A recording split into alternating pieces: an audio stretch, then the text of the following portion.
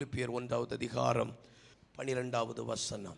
சகோதரரே எனக்கு சம்பவித்தவைகள் சுவிசேஷம் பிரபலமாகுவதற்கு ஏதுவாயிற்றென்று நீங்கள் அறிய மனதாயிருக்கிறேன். எனக்கு சம்பவித்தவைகள், என்னுடைய வாழ்க்கையிலே சம்பவித்த ஒவ்வொரு விஷயங்களும் சுவிசேஷம் பிரபலமாகுவதற்கு ஏதுவாயிற்றென்று நீங்கள் அறிய விரும்புகிறேன். ஹல்லேலூயா. எல்லாரும் சொல்லுங்க ஹல்லேலூயா. கர்த்தருடைய நாமம் மகிமைப்படட்டும். நமக்கு சம்பவிக்கிற ஒவ்வொரு விஷயங்களும் சுவிசேஷம் பிரபலமாகுவதற்கு ஏதுவாய் அமையட்டும். உங்கள் வாழ்க்கையிலே தேவன் அனுமதிக்கிற சின்ன பெரிய விஷயங்கள் ஒவ்வொன்றும் சுவிசேஷம் பிரபலமாகுவதற்கு ஏதுவாய் அமையட்டும். நேற்று காலை தினத்தில் ஆண்டவர் பேசினார். விசேஷமாக இதோ பின்னானவைகளை மறந்து முன்னானவைகளை நோக்கி பரம அழைப்பின் பந்தய பொருளுக்காக இலக்கை நோக்கி ஆசையாய் தொடருகிறேன்.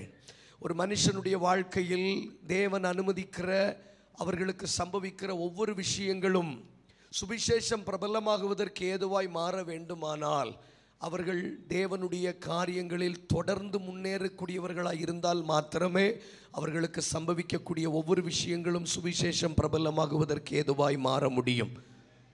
கை உயர்த்தி ஒரு ஆமேன்னு சொல்லுங்க. நான் செய்திக்கு முன்னாடி உங்களை பார்த்து தாழ்மையாக கேட்குற ஒரு வேண்டுகோள், வேடிக்கை பார்க்காதீங்க. ஆண்டவர் என்ன பேச விரும்புகிறாருங்கிறத நிதானித்து பாருங்கள்.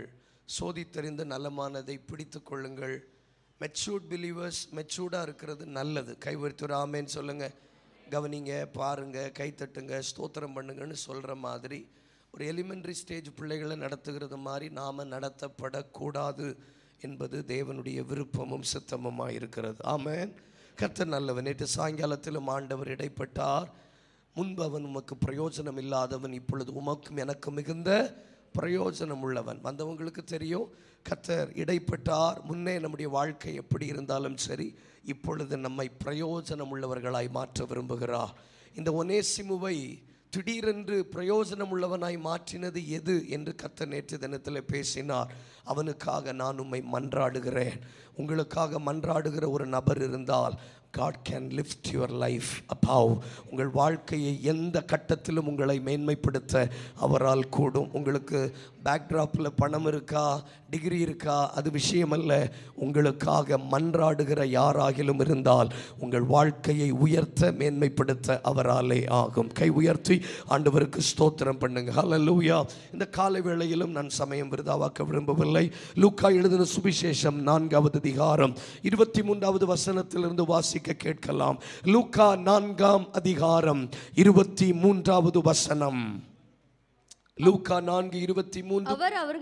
அவர் அவர்களை நோக்கி வைத்தியனே உன்னைத்தானே குணமாக்கிக் கொள் என்கிற பழமொழியை சொல்லி நாங்கள் கேள்விப்பட்டபடியே கப்பர்நகூமில் செய்யப்பட்ட கிரியைகள் எவைகளோ, கப்பர்நகூமில் உன்னால் செய்யப்பட்ட கிரியைகள் எவைகளோ அவைகள் உன் ஊராகிய இவ்விடத்திலும் செய் என்று நீங்கள் என்னுடனே சொல்லுவீர்கள் என்பது நிச்சயம். 24ஆம் வசனம். ஆனாலும் தீர்க்கதரிசி ஒருவனும் தன் ஊரிலே அங்கீகரிக்கப்பட மாட்டான் என்று மெய்யாகவே உங்களுக்கு சொல்லுகிறேன். இயேசு இந்த வார்த்தைகளை சொல்லும்போது கவனிங்கள். இந்த காலகட்டம் எப்படிப்பட்ட காலகட்டம்? எங்கு பார்த்தாலும் விமர்சனங்களும் பரியாசங்களும் தேவனுடைய பிள்ளைகளுக்கு எதிராக, தேவனுடைய சபைகளுக்கு எதிராக எழும்புகிற ஒரு காலகட்டம். ஆனாலும் நமக்கு சம்பவிக்கிற ஒவ்வொன்றும் சுவிசேஷம் பிரபலமாகுவதற்கு ஏதுவாய் கர்த்தர் மாற்ற போகிறார். கை கட்டி இருக்காம கை தட்டி நல்ல ஸ்தோத்திரம் பண்ணுங்க. ஹல்லேலூயா. எங்கு பார்த்தாலும் இங்க கவனிங்க ப்ளீஸ். அதான் பாருங்களேன், நீங்க ஒரு தடவை சொன்னா புரிஞ்சுக்கணும். இங்கே கவனிங்கன்னா இங்கே கவனிச்சிடணும். ஓகே, அது அது அது ஹேபிட், அது பழகணும். இல்லை, பழகலைன்னா வராது. ஞாயிற்றுக்கிழமை ஒரு நாள் ஆண்டவரை ஆராதிக்க வர்றவங்களுக்கு கொஞ்சம் சிரமமாக தான் இருக்கும், வேறு வழி இல்லை. சரிங்க,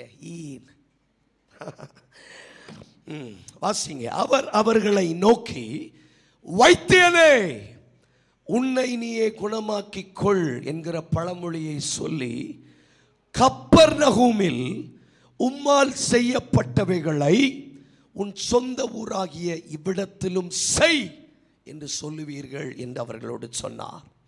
எங்கு பார்த்தாலும் எதை செய்தாலும் கேலி பண்ணுகிற, விமர்சனம் பண்ணுகிற, பரியாசம் பண்ணுகிற ஒரு சந்ததி நடுவிலே நீங்களும் நானும் வாழுகிறோம் என்பதை நீங்கள் உணர்கிறீர்களா என்று எனக்கு தெரியாது. But this is happening.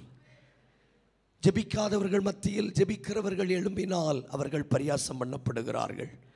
ஊழியம் செய்யாத ஒரு கூட்டத்தின் நடுவில் ஊழியம் செய்வதற்கு ஒரு கூட்டம் எழும்பினால் அவர்கள் விமர்சனத்துக்குள்ளாக்கப்படுகிறார்கள். ஆனால் whatever it may be, நமக்கு சம்பவிக்கிற ஒவ்வொன்றும் சுவிசேஷம் பிரபலமாகுவதற்கு ஏதுவாய் மாறப்போகிறது.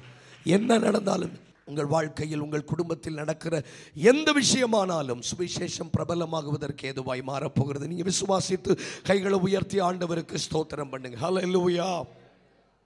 இயேசுவை பார்த்து ஜனங்கள் கேட்டார்கள், நீர் கப்பர்நகூமில் உம்மால் செய்யப்பட்ட கிரியைகளை உம்முடைய சொந்த ஊராகிய இவ்விடத்திலும் நீ செய்ய வேண்டும் என்று அவரை கட்டாயப்படுத்தினார்கள். ஜனங்களுடைய எதிர்பார்ப்பு எல்லாவற்றையும் எல்லா இடத்திலும் எல்லாருக்காகவும் செய்ய வேண்டும் என்று எதிர்பார்க்கிறார்கள். ஆனால் வேதம் சொல்லுகிறது, தேவ ராஜ்யத்தினுடைய பிரின்சிபல் அல்லது the protocol of the kingdom of God அப்படின்னா என்ன அப்படின்னு கேட்டிங்கன்னா, there is a parameter. இந்த தேவ ராஜ்யத்தில் மற்றவர்களுக்காக செயல்படுவதற்காகவே சபையும் விசுவாச பிள்ளைகளும் அழைக்கப்படுகிறோம் என்பதை நாம் மறந்துவிடக்கூடாது. பெரியவர்கள், தகப்பன்மார், தாய்மார்கள் யாராயிருந்தாலும் சரி, உங்கள் இருதயத்தில் ஒரு அடித்தளம் இட வேண்டும். கர்த்தர் என்னை ரட்சித்தது எனக்காக அல்ல, மற்றவர்களுக்காக. இங்கே கவனிங்க, இங்கே கவனிங்க, இங்கே கவனிங்க. கர்த்தர் என்னை ரட்சித்தது எனக்காக அல்ல, மற்றவர்களுக்காக. ஐ ரிப்பீட் அகைன், கர்த்தர் என்னை ரட்சித்தது, இங்கே கவனிங்க, கர்த்தர் என்னை ரட்சித்தது எனக்காக அல்ல, மற்றவர்களுக்காக. ஐ ரிப்பீட் அகைன், கர்த்தர் என்னை அபிஷேகம் பண்ணினது எனக்காக அல்ல, மற்றவர்களுக்காக. கர்த்தர் என்னை கிருபை வரங்களினால் நிரப்பினது எனக்காக அல்ல, மற்றவர்களுக்காக. உயிர் உள்ளவர்கள் கொஞ்சம் வாய் திறந்து சொல்லுங்க, கர்த்தர் என்னை ஆசீர்வதித்தது எனக்காக அல்ல, மற்றவர்களுக்காக. ஒரு குடம் எண்ணெயை வர்த்திக்க பண்ணினது அவளுக்காக, அவள் பிள்ளைகளுக்காக மட்டுமல்ல. இந்த தேச அநேக காலி பாத்திரங்கள் உண்டு, அவைகளையும் நிரப்புவதற்காக. கைத்தட்டி ஆண்டவருக்கு ஸ்தோத்திரம். யோசேப்பை ஆண்டவர் ஆசீர்வதித்தது யோசேப்புக்காக மட்டுமல்ல, பூமியிலே உங்களுடைய வம்சம் ஒழியாமலும் பெரிய ரட்சிப்பினால் உங்களை ரட்சிக்க, ஆதரிக்க தேவன் என்னை உங்களுக்கு முன்னே அனுப்பினார். whatever God invested in your life is not for you. இது உங்களுக்குரியதல்ல, யாருக்கோ கொடுக்கும்படி உங்களுக்கு தருகிறார். நான் இதிலிருந்து ஆரம்பிக்கிறேன். உங்கள் கைகளிலே ஒரு பணம், உலக பிரகாரமாய் ஒரு பணமோ அல்லது உங்கள் கைகளிலே ஒரு நன்மை வரும்போது ஆண்டவர்கிட்ட ஒரு ஜெபம் பண்ணுங்க. ஆண்டவரே, இது யாருக்கு கொடுக்கணும்னு கேளுங்க. Immediately God will respond. உடனே கர்த்தர் சொல்லுவார். உங்களுடைய வாழ்க்கையிலே தேவன் எதை தந்தாலும் அது மற்றவர்களுடைய பிரயோஜனத்துக்காக என்பதை நீங்கள் மறந்து போகக்கூடாது. Just a prayer. ஒரு 10,000 ரூபா எனக்கு என்னுடைய ஃபர்ஸ்ட் மினிஸ்ட்ரியில் கிடைத்த காணிக்க 10,000 ரூபாய். என்னுடைய பர்சனல் லைஃப்பில் முதல்ல எனக்கு கிடைச்ச ஒரு ஆஃபரிங், ஒரு பிளஸ்ஸிங்னு வச்சுக்கோங்களேன். பாக்கெட் மணியை தாண்டி என்னுடைய லைஃப்பில் 24வது வயதில் எனக்கு கிடைத்த இந்த ஃபஸ்ட் ஆஃபரிங் அப்படின்னு சொல்லுவோம்ல, அதை வாங்கின உடனே எனக்கு அது பெரிய பணமாக இருந்தது, பெரிய தொகையாக இருந்தது. என்ன செய்யணும்னு தெரியாமல் ஐ knelt down and pray. நான் முழங்கால் பிடிட்டு ஒரே ஒரு ஜெபம் பண்ணினேன். ஆண்டவரே, இதை எதுக்காக என் கையில் தந்தீங்க? உமக்கு சித்தமான எனக்கு வெளிப்படுத்துங்க. வித்தின் 3 days அந்த பணம் யாருக்கு போய் சேர வேண்டுமோ அந்த நபரை எனக்கு காண்பித்தார். பல நாட்களாய் சாப்பிட முடியாமல் இருந்த ஒரு ஆர்ஃபனேஜுக்கு அந்த பணம் போய் சேருவதற்கு தேவன் கிருபை செய்தார். இஃப் யூ என்குயர் காட், தேவனிடத்தில் நீங்கள் கேட்பீர்களானால் அதை எதற்காக ஆண்டவர் தந்தார் என்பதை கர்த்தர் உங்களுக்கு வெளிப்படுத்துவார். கரங்களை உயர்த்தி ஆண்டவருக்கு ஸ்தோத்திரம் பண்ணுங்களே. ரைட். அப்போ நாம் என்ன நினைத்து கொண்டிருக்கிறோம்? நான் எனக்காக அல்ல, நான் மற்றவர்களுக்காகவே சிருஷ்டிக்கப்பட்டிருக்கிறேன். பிலிப்பியர் 2 அதிகாரம் 5 வசனம் அழகாக சொல்லுகிறது, அவனவன் தனக்கானவைகளை அல்ல பிறனுக்கானவைகளை நோக்குவானாக. கவனிங்கள், இயேசு கப்பர்நகூமில் இந்த அற்புதங்களை செய்தபடியினால் உம்முடைய சொந்த ஊராகிய இவ்விடத்திலும் இதை செய் என்று அவரை பலவந்தம் பண்ணினார்கள். வேகமாய் வாசிக்கலாம். மத்தேயு 27 அதிகாரம் 42வது வசனம். Matthew chapter 27 verses 42. மத்தேயு 27:42. மற்றவர்களை ரட்சித்தான். கவனிங்கள், மற்றவர்களை ரட்சித்தான். கவனிங்கள், this was the statement today. மற்றவர்களுக்காக எல்லாம் செய்யப்படுகிறது. ஏன் இவர்கள் வாழ்க்கையிலே ஒன்றும் நடக்கவில்லை? என் கூட வர்றீங்களா நீங்க? இன்னைக்கு எல்லாருடைய கேள்வியும் அதுதான். நல்ல ஜெபம் பண்றாங்க, நல்ல பைபிள் படிக்கிறாங்க, சபைக்கு போகிறார்கள், மற்றவர்களை ரட்சித்தான், தன்னைத்தான் ரட்சிக்க திராணி இல்லாமல் போனான். இவன் சிலுவையிலிருந்து இறங்கி வரட்டும், இவனை நான் விசுவாசிக்கிறேன். 4 காரியங்கள் அங்கு எழுதப்பட்டிருக்கிறது. மற்றவர்களை ரட்சித்தான். நம்பர் 2, திராணி இல்லாமல் போனான். நம்பர் 3, இறங்கி வரட்டும். நம்பர் 4, அவனை விசுவாசிப்போம். அடுத்த வசனத்தில் போடப்பட்டிருக்கிறது, இவன் தேவன் மேல் நம்பிக்கையா இருந்தானே, கர்த்தர் இவன் மேல் பிரியமா இருந்தால் இவனை விடுவிக்கட்டும். we are living in that challenging world. சவால் மிக்க உலகத்திலே வாழுகிறோம். ஆனாலும் கவனித்து பாருங்கள், இயேசு தன்னை நிரூபிப்பதற்காக சிலுவையில் இறங்கி வந்து எதையும் காண்பிக்கவில்லை. ஆனாலும் பிதா என் மேல் வைத்திருக்கிற அன்பு பொய்யும் இல்லை. கைத்தட்டி முடிய ஆண்டவருக்கு ஸ்தோத்திரம். இயேசு கீழே, இப்ப கவனிங்க, நான் ஒருவேளை சிலுவையில் தொங்கி இருந்தா கீழே இறங்கி வந்து கண்ணத்துல 4 போட்டிருப்பேன். நான் சொல்றேன், என்ன சொல்றேன், என்ன யாராவது இப்படி சொல்லியிருந்தா, நான் மற்றவர்களை ரட்சித்தான், தன்னைத்தான் ரட்சிக்க திராணி இல்லாமல் போனான், நீ இறங்கி வான்னு சொல்றதுக்கு முன்னாடி நான் இறங்கியிருப்பேன். சொல்றதுக்கு முன்னாடி நான் இறங்கி வந்திருப்பேன். இறங்கி 2 மிதியும் கொடுத்துருப்பேன். என்ன நினைச்சேன், என்ன அவ்வளவு சீப்பா என்ன நினைச்சிட்டியான்னு நினைச்சு நான் ஏதாவது சொல்லியிருப்பேன். ஆனால் இயேசு தன்னை நிரூபிக்க அவர் துணியவில்லை. ஏன்னா இயேசுவுக்கு தெரியும், மற்றவர்களை ரட்சிப்பதற்காகவே இந்த பூமிக்கு நான் அனுப்பப்பட்டேன். கொஞ்சம் மெதுவாக போவோம். மற்றவர்களை ரட்சிப்பதற்காகவே இந்த பூமிக்கு நான் அனுப்பப்பட்டேன். நான் திராணி இல்லை என்று சொன்னாலும் பரவாயில்லை, என்னை நீங்கள் நம்பாவிட்டாலும் பரவாயில்லை. தேவன் மேல் நம்பிக்கையாக இருந்தானே, அவர் இவன் மேல் பிரியமாக இருந்தால் இவனை விடுவிக்கட்டும் என்று சொன்னார்கள். 40 அதே 27 அதிகாரம் 40ஆம் வசனத்தில் கள்ளர்களும் அவரை நிந்தித்தார்கள். 41ஆம் வசனம் தூஷித்தார்கள். 44வது வசனம் பரியாசம் பண்ணினார்கள். இந்த 3 வார்த்தை கொஞ்சம் வாய் திறந்து சொல்ல முடியுமா? நிந்தித்தார்கள், தூஷித்தார்கள், பரியாசம் பண்ணினார்கள். ஆனாலும் இயேசுவுக்கு ஒரு விஷயம் நன்கு நன்கு தெரிந்தது, நான் எனக்காக அந்த பூமிக்கு அனுப்பப்படவில்லை. Jesus never prayed for his own life. அவர் தன்னுடையவைகளுக்காக ஒரு நாளும் அவர் ஜெபிக்கவில்லை. அதைத்தான் பேதுருவும் 1 பேதுரு 2:23 சொல்லுகிறார், இதற்காகவே நீங்களும் அழைக்கப்பட்டிருக்கிறீர்கள்.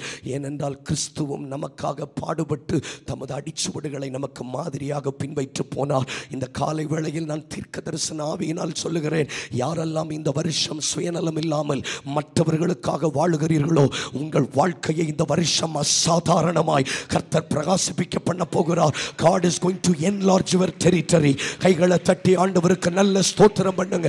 உங்கள் வாழ்க்கை இதுவரையிலும் இல்லாத அளவில் விசேஷமாய் தேவன் கையில் எடுக்கிறதை உங்களால் பார்க்க முடியும் என்பது கர்த்தருடைய வார்த்தை. ஆமென் சொல்லுங்களே.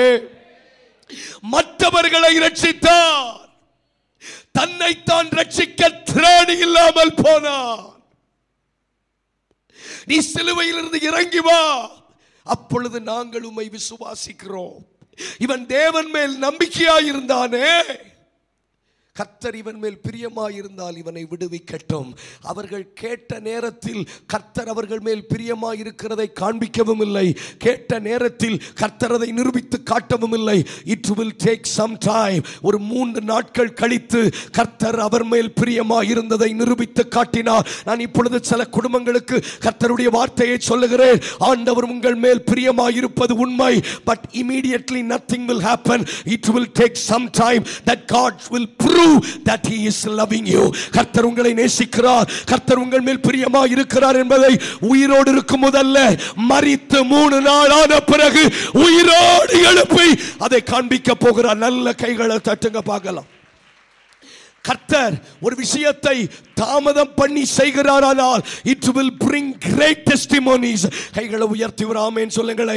லாசரு வியாதியா இருக்கும்போதே இயேசு சுகப்படுத்தி இருந்தாரானால் அது ஒரு பெரிய சாட்சியாய் மாறி இருக்காது. ஆனால் மரித்து 4 நாளாகி செத்து போன போஸ்ட்மார்ட்டம் பண்ணின ஒரு சரீரத்தை தன்னோடு பந்தி இருக்க வைத்ததுதான் டெஸ்டிமோனியாய் மாறினது போல கர்த்தர் தாமதிப்பது தனக்கு வல்லமை இல்லை என்பதற்காக அல்ல, உங்கள் சாட்சியை பெரிதாக்கி உங்களுக்கு சம்பவித்தவைகள் சுவிசேஷம் பிரபலமாகுவதற்கு ஏதுவாய் மாறப்போகிறது. யாராகிலும் தாமதத்தில் உட்கார்ந்திருக்கிறீர்களா? யாராகிலும் தேவன் உங்களுக்கு நன்மை செய்கிறதில் தாமதமாகி உட்கார்ந்திருக்கிறீர்களா? உங்கள் வாழ்க்கை பிரசங்கங்களாய் மாறப்போகிறது. உங்கள் வாழ்க்கை சுவிசேஷம் பிரபலமாகுவதற்கு ஏதுவாய் அமைய போகிறது. வேடிக்கை பார்க்காம கைகளை உயர்த்தி, நான் பேசுறது தமிழ் தான்னா கைகளை உயர்த்துங்க. If somebody is experiencing delay, யாராயிலும் தாமதத்தை உணருவீர்களானால் கர்த்தர் அதை சுவிசேஷம் பிரபலமாகுவதற்கு ஏதுவாய் மாற்றப் போகிறார். சுவிசேஷம் பிரபலமாகுவதற்கு ஏதுவாய் மாற்றப் போகிறார். எங்கள் வீட்டில் என் மனைவி என்கிட்ட கேட்டா, எல்லாருக்கும் ஜெபம் பண்ணி எல்லாம் சொல்கிறீங்க, நமக்கு என்ன பிறக்கும்னு ஆண்டவர்கிட்ட கேட்கலையா அப்படின்னு கேட்டான். கொஞ்சம் கேளுங்களேன், முறைச்சி பார்க்காதீங்க, எனக்கு பிரசங்கம் மறந்து போயிடுது.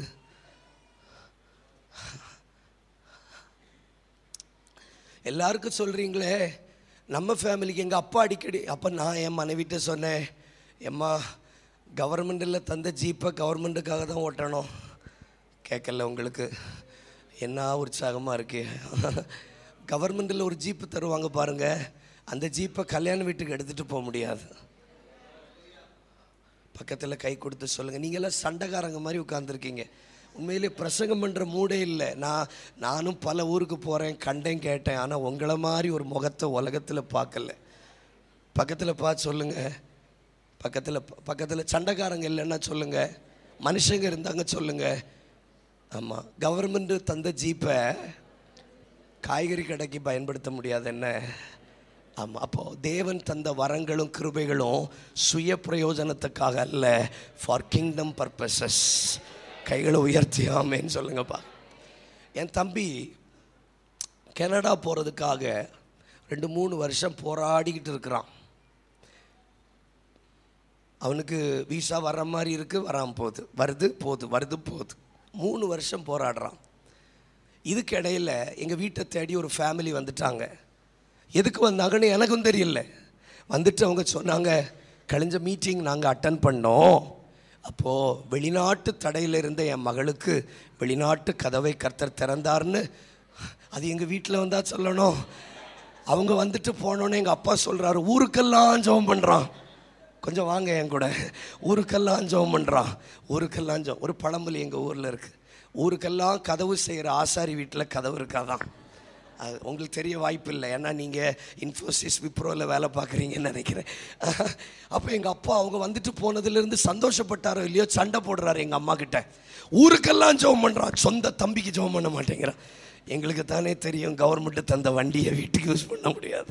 கொஞ்சம் கைகளை உயர்த்துங்க. வேடிக்கையாக இருந்தாலும் இது சத்தியம். நீங்கள் ஜெபம் பண்ணி மற்றவர்களுக்கு அற்புதம் நடக்கும், ஆனால் சொந்த குடும்பத்துக்கு ஒன்றும் செய்ய முடியாது. அதைத்தான் அவர்கள் பரியாசம் பண்ணினார்கள். மற்றவர்களை ரட்சித்தான், தன்னைத்தான் ரட்சிக்க திராணி இல்லாமல் போனார். நீ இறங்கி வா, உன்னை விசுவாசிக்கிறோம். அவன் மேல் நம்பிக்கையாக இருந்தானே, கர்த்தர் அவன் மேல் பிரியமாக இருந்தால் அவன் விடுவிக்கட்டும். என் வாழ்க்கையில் கர்த்தர் எனக்கு தந்த எல்லா கிருபைகளும் 75% மற்றவர்களுக்காகவே பயன்படுத்தப்பட வேண்டும் என்று தேவன் விரும்புகிறார். சோர்ந்து போகாதீங்க, அவிசுவாசப்படாதீங்க. உங்களை கர்த்தர் நடத்துகிறது உண்மை, ஆனால் கர்த்தர் உங்களை எழுப்பினது உங்களுக்காக அல்ல, டு ரைஸ் சர்ச், சபைகளுக்காக, பட்டணங்களுக்காக, ராஜ்யங்களுக்காக. நல்ல கைத்தட்டி ஆண்டவருக்கு ஸ்தோத்திரம் பண்ணுங்க. லூக்கா 11:1 வேகமாய் வாசிக்கலாம். அவர் ஒரு இடத்தில் ஜெபம் பண்ணி முடித்த பின்பு அவருடைய சீஷரில் ஒருவன் அவரை நோக்கி, ஆண்டவரே, யோவான் தன் சீஷருக்கு ஜெபம் பண்ண போதித்தது போல நீரும் எங்களுக்கு போதிக்க வேண்டும் என்றான். நல்ல கவனிங்க, சீஷர்கள் இயேசுவினிடத்துல எங்களுக்கு அற்புதம் செய்ய சொல்லிக் கொடுங்கள் என்று கேட்கவில்லை. தண்ணீரை ரசமாய் மாற்றுங்கள் என்று சொல்லிக் கொடுக்க கேட்கவில்லை. மரித்தோரை உயிரோடு எழுப்புவது எப்படி என்று சொல்லித்தாருங்கள் என்று கேட்கவில்லை. எங்களுக்கு ஜெபிக்க சொல்லித்தாரும் என்று கேட்டார்கள்.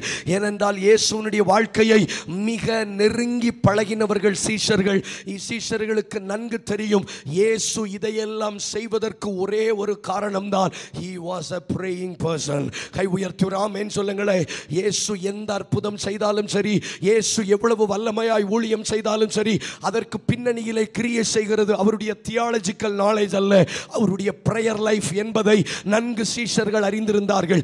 ஏன் ஒரு இடத்துல கூட ஒரு சீஷன் கூட ஆண்டவரே தண்ணீரை திராட்சரசமாய் மாற்றுவது எப்படின்னு கேட்கல, மரித்தோரை எப்படி உயிரோடு எழுப்பணும் எங்களுக்கு அந்த டெக்னிக் சொல்லித்தாங்கன்னு கேட்கல. ஏன்னா சீஷர்களுக்கு நன்கு தெரியும் ஜெபிக்கிறவர்களால் எதையும் செய்ய முடியும், ஜெபிக்கிறவர்களால் தீர்க்க தரிசனம் சொல்ல முடியும், ஜெபிக்கிறவர்களால் ஆத்தும பாரத்தோடு அழ முடியும், ஜெபிக்கிறவர்களால் சிறுவர்களுக்கு ஊழியம் செய்ய முடியும். praying people can do anything for God. ஒரு ஏதேனிலிருந்து 4 நதி புறப்பட முடியுமானால் ஜெபிக்கிறவர்களுக்குள் இருந்து எப்படிப்பட்ட நதியும் தேவ சித்தத்தின்படி புறப்பட முடியும். ஆகவே தான் சீஷர்கள் இயேசுவினிடத்தில் கேட்டார்கள், எங்களுக்கு யோவான் தன்னுடைய சீஷர்களுக்கு ஜெபம் பண்ண சொல்லி கொடுத்தது போல எங்களுக்கும் ஜெபம் பண்ண கற்றுத்தாரும். teach us how to pray. இயேசு எப்படி ஜெபிக்க கற்றுக் கொடுத்தார் தெரியுமா? பரமண்டலங்களில் இருக்கிற எங்கள் பிதாவே இதெல்லாம் சொல்லி கொடுத்துட்டு கீழே அந்த ஜெபத்தை சொல்லி கொடுத்துட்டு ஒரு உவமை சொல்லி கொடுக்கிறார். 5-6 வசனங்கள் வேகமாய் வாசிக்கலாம். பின்னும் அவர் அவர்களை நோக்கி, உங்களில் ஒருவன் தனக்கு சிநேகிதனாய் இருக்கிறவனிடத்தில் பாதி ராத்திரியிலே போய் சிநேகிதனே என் சிநேகிதன் ஒருவன் வழி பிரயாணமாய் என்னிடத்தில் வந்திருக்கிறான், அவனுக்கு முன்பதாக வைப்பதற்கு எனக்கு அப்பம் இல்லை, ஆகையால் 3 அப்பங்கள் கடனாய் கொடுக்க வேண்டும் என்று அவனிடத்தில் கேட்டான். கை உயர்த்தி ஆமென் சொல்லுங்களேன். என்ன கவனிக்கிறீங்கன்னு சொல்றவங்க கைகளை உயர்த்தி ஆண்டவருக்கு மகிமை செலுத்துங்களேன். ஹல்லேலூயா. நல்ல கவனிங்க, வேகமா நம்ம முடிக்கணும். அப்போ எங்களுக்கு ஜெபம் பண்ண கற்றுத்தாரோன்னு கேட்ட உடனே இயேசு அவங்களுக்கு ஜெபம் பண்ண கற்றுக் கொடுப்பதற்கு ஒரு உவமை சொல்லி கொடுக்கிறார். ஒரு உவமை. அந்த உவமையில் என்ன சொல்றாருன்னா, ஒரு சிநேகிதனுடைய வீட்டுக்கு இன்னொரு சிநேகிதன் பாதி ராத்திரியிலே வந்து அந்த சிநேகிதன்ட்ட வந்து எனக்கு சாப்பிட ஏதாகிலும் தா என்று கேட்கிறான். ஆனால் அந்த சிநேகிதனால தாங்கிட்ட வந்த சிநேகிதனுக்கு கொடுப்பதற்கு என்ன இல்லை, ஒன்றும் இல்லை. உடனே அந்த சிநேகிதனை தன் வீட்டிலே வைத்துவிட்டு இவன் தூரமாய் போய் இன்னொரு சிநேகிதனுடைய வீட்டில் போய் என்னிடத்தில் ஒரு சிநேகிதன் வந்திருக்கிறான், அவனுக்கு முன் வைப்பதற்கு எனக்கு அப்பம் இல்லை, ஆகவே 3 அப்பங்கள் கடனாய் கொடுக்கும்படி வேண்டுகிறேன். ஜெபிக்க சொல்லி கொடுக்கும்போது எப்படி ஜெபிக்க கொடுக்கிறார் பாருங்க. ஒரு சிநேகிதன் இன்னொரு சிநேகிதனுடைய கதவை தட்டினான்னு சொல்லல, ஒரு சிநேகிதன் இன்னொரு சிநேகிதனிடத்தில் வருகிறான், அந்த சிநேகிதனுக்காக இந்த சிநேகிதனுடைய கதவை தட்டுகிறான். இனி நான் உங்களை என் ஊழியக்காரன் என்று சொல்ல மாட்டேன், ஊழியக்காரன் எவனும் தன் எஜமானன் செய்கிறதை அறியான், நான் இனி உங்களை என் சிநேகிதன் என்று சொல்லுவேன். யோவான் 15:15. Who is this friend? இந்த சிநேகிதன் யார்? இயேசு கிறிஸ்து. இந்த சிநேகிதன் யார்? ஒரு விசுவாசி. அவனிடத்தில் வந்த சிநேகிதன் யார்? அவனும் ஒரு விசுவாசி அல்லது ஒரு மனுஷன். அப்போ ஒரு மனுஷன் தனக்கு தேவைக்காக இன்னொரு மனுஷனிடத்தில் வருகிறான். அந்த மனுஷனால அந்த மனுஷனுடைய தேவையை சந்திக்க முடியாத போது இந்த மனுஷன் இந்த இயேசுவின் கதவை தட்டுகிறான். அப்போ தொடங்கும் போதே சொல்றாரு, ஜெபமே உங்களுக்கானதல்ல, ஜெபமே மற்றவர்களுக்காக தான் சொல்றார். புரிஞ்ச மாதிரி கை தட்டுங்க. நீங்க முறைச்சு பார்க்கறத பார்த்தா என் கதை விளங்கிரும் போலெல்லாம் தெரியுது. எங்க இப்பந்தான் ஜெபிக்கவே கற்றுக் கொடுக்கிறார். ஃபர்ஸ்ட் லெவல் ஆஃப் ப்ரேயர் வந்து என்னன்னா, ஆண்டவரே கணக்கு பரீட்சையில் பாஸ் ஆகணும், சயின்ஸ் பரீட்சையில் பாஸ் ஆகணும், வேலை கிடைக்கணும், குழந்தை, அது இல்லை. முதல் ஜெபமே என்ன சொல்லி கொடுக்கிறாரு, உன்கிட்ட இன்னொருத்தன் வரும்போது நீ அவனுக்காக ஏன் கதவை தட்டணும். This is the policy of prayer. நல்ல கை உயர்த்தி ஒரு ஆமென் சொல்லுங்களேன். இதுல யாருக்காவது டவுட் இருக்கா? இப்போ இவன் போய் கதவை தட்டுன நேரம் என்ன நேரம்னா பாதி ராத்திரி. சத்தமா சொல்லுங்களேன், பாதி ராத்திரி. ப்ளீஸ் கோஆப்ரேட் பண்ணுங்க. Mid night. பாஸ்டர், உண்மையிலே என் மனசில் இருக்கிற விருப்பத்தை நான் சொல்லட்டா, ஒரு 12 hours ப்ரேயர் போட்டு சுற்றி கதவு ஜன்னல் எல்லாம் பூட்டிடணும். இவங்க யாரையும் வெளியில் போக விடக்கூடாது. ஃபுல் ஃபாஸ்டிங்கில் நீங்கள் என் கையில் மைக் தந்தீங்கன்னா இவங்களை ஒரு வழி பண்ணிடுவேனா. உண்மையில அப்படி எனக்கு ஒரு ப்ரேயர் இருக்கு, உங்களெல்லாம் ஏதாவது செய்யணும்னு. நீங்கள் எங்கள் சைடு வந்தீங்கன்னா உங்களை உருட்டி எடுத்துருவோம். கைகளை உயர்த்தி ஸ்தோத்திரம் பண்ணுங்க.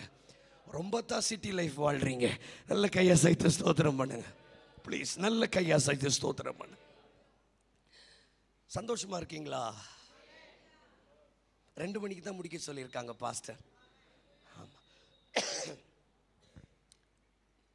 இவன் போன நேரம் பாதி ராத்திரி, மிட் நைட்.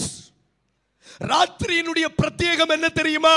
செயல்பட முடியாத நேரம். What is the meaning of midnight?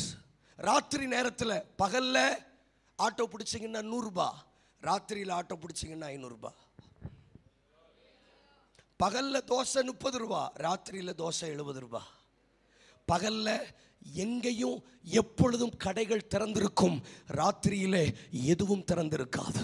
ராத்திரி நேரங்கள் செயல்பட முடியாத நேரம், ராத்திரி நேரங்கள் எந்த மனுஷனையும் தொடர்பு கொள்ள முடியாத நேரம். இப்பொழுது இவன் யாரும் தொடர்பு கொள்ள முடியாத, எந்த சூழ்நிலையும் அனுகூலம் இல்லாத ஒரு நேரத்தில் ஒரு சிநேகிதனுடைய கதவை தட்டுகிறார். அந்த சிநேகிதன், தன் உள்ளிருந்த சிநேகிதன் சொன்ன 4 விஷயங்கள் என்ன தெரியுமா? எடுத்த உடனே, கதவை தட்டின உடனே சொல்லுகிறார், என்னை தொந்தரவு செய்யாதே. சத்தமா சொல்லுங்க, என்னை தொந்தரவு செய்யாதே. நம்பர் 2, கதவு பூட்டி ஆயிற்று. நம்பர் 3, பிள்ளைகள் என்னோடு படுத்திருக்கிறார்கள். நம்பர் 4, எழுந்திருந்து நான் உனக்கு தரக்கூடாது. இந்த 4 வார்த்தைகளும் ராத்திரியிலே நடக்கக்கூடிய விஷயங்கள். கதவு பூட்டி ஆயிற்று, ராத்திரி.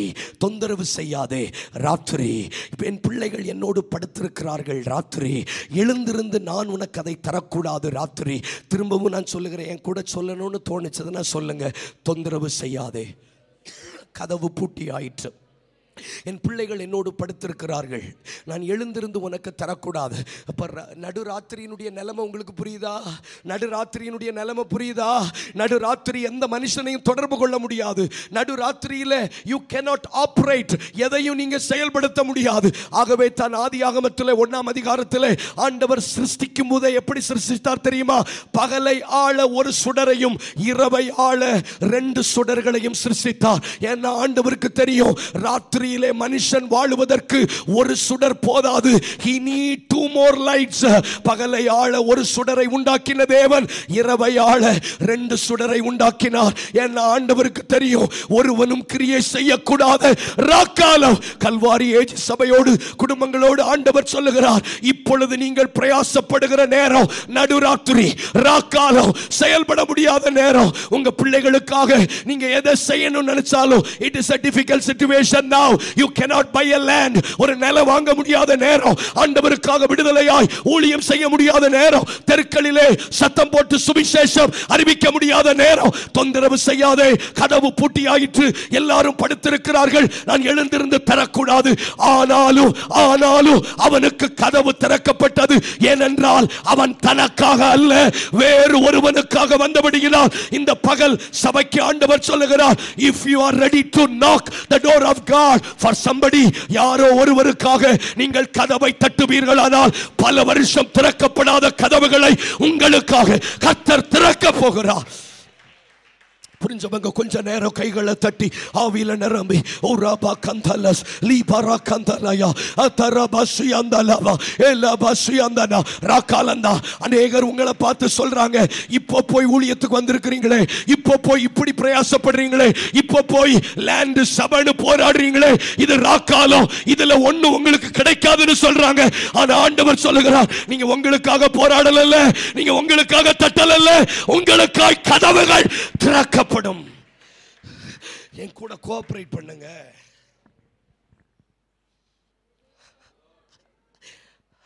நான் ஊழியத்துக்கு வந்த சமயம் ராக்காலம். There is no advertisement, there is no recommendation, there is no uplifting, there is no encouragement, there is no courageousness. ஆனால் நான் தட்டினது யாருக்காக என்பதை பரலோகம் அறிந்ததினால் ஒரு தடவை கூட எனக்கு கதவுகள் திறக்கப்படாமல் இல்லை. ஒரு நிமிஷம் வேடிக்கை பார்க்காதீங்க, கைகளை உயர்த்துங்க பார்க்கலாம். நீங்கள் உங்களுக்காகவே தட்டினதுனால தான் you don't know the power of prayer. ஜெபத்தினுடைய வல்லமை உங்களுக்கு தெரியல. You don't know the power of God. தேவனுடைய வல்லமை உங்களுக்கு தெரியல. இங்கே இருக்கிற ஒவ்வொருவரையும் பார்த்து ஆண்டவர் கேட்கிறார், என்னிடத்தில் ஒரு சிநேகிதன் வந்திருக்கிறார், அவனுக்கு முன்னாடி வைப்பதற்கு எனக்கு அப்போ இல்லை ஆண்டவரே. என்னிடத்தில் ரட்சிக்கப்படாத ஒரு ஆத்துமா இருக்கு, எங்க தெருவில் ரட்சிக்கப்படாத குடும்பங்கள் இருக்குப்பா, என் ஆபீஸ்ல என் டீம்ல ரட்சிக்கப்படாதவங்க எத்தனையோ பேர் இருக்கிறாங்க ஆண்டவரே. அவங்களுக்காக ஐ ஆம் நாக்கிங் யுவர் டோர். உங்க கதவை தட்டுறேன்னு சொல்லுங்க. பூட்டி ஆயிற்று, தொந்தரவு செய்யாதே, எழுந்திருந்து தரக்கூடாது, நான் படுத்தாச்சுன்னு சொன்ன பிறகும் திறக்கக்கூடாத இடத்திலும் கர்த்தர் கதவை திறந்தார். நான் உங்களுக்கு ஒரு குட் நியூஸ் சொல்லட்டா? அவன் 3 அப்பங்களை கடனாக கேட்டான், ஆனா அவனுக்கு வேண்டிய மட்டும் இலவசமாய் கொடுத்தார். This is a prophecy. நீங்க கடனா கேட்பீங்க, ஆனா உங்களுக்கு வேண்டிய மட்டும் கொடுக்கப்படும். என்ன? because you are selfless. நீங்கள் சுயநலம் இல்லாமல் இன்றைக்கு கதவை தட்ட எத்தனை பேர் இந்த வார்த்தைக்கு உங்களை அர்ப்பணிப்பீங்க? கொஞ்சம் கைகளை உயர்த்துங்களே, கொஞ்சம் கைகளை உயர்த்துங்க பிரதர் ப்ளீஸ். ஓ ராபா கந்தல்ல, thank you, சப்போர்ட் பண்ணுங்க. கொஞ்சம் கைகளை உயர்த்துங்க பார்க்கலாம். தயவு செய்து கொஞ்ச நேரம் உங்களை மறந்துருங்களே. உங்க படிப்பெல்லாம் கொஞ்சம் ஒதுக்கி வைங்க, உங்க திறமைகள் எல்லாம் ஒதுக்கி வைங்க, உங்க எம்எஸ்சி எம்ஃபில ஒதுக்கி வைங்க, உங்க டிக்னிட்டி எல்லாம் கொஞ்சம் ஒதுக்கி வைங்க. யாருக்கு கர்த்தர் கதவை திறக்க போறார் தெரியுமா? சுயநலம் இல்லாம கதவை தட்டுகிறவர்களுக்கு. என்னால் ஒன்றும் கூடாதையா, எல்லாம் உம்மால் கூடும். என்னால் ஒன்றும் கூடாதையா, எல்லாம் உம்மால் கூடும். அனுதினமும் உம்மில் நான் வளர்ந்திடவே, என்ன பார்க்காதீங்க, பாடுங்க. தர வேண்டுமே அனுதினமும் உம்மில் நான் வளர்ந்திடவே, உம் அனுக்கிரகம் தர வேண்டுமே. என்னால் ஒன்றும் கூடாதையா, எல்லாம் உம்மால் கூடும். என்னால்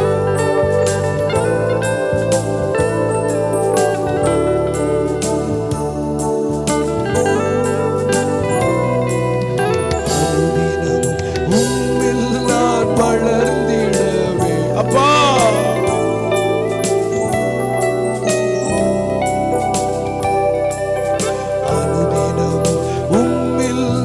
வளர்த்திடவே.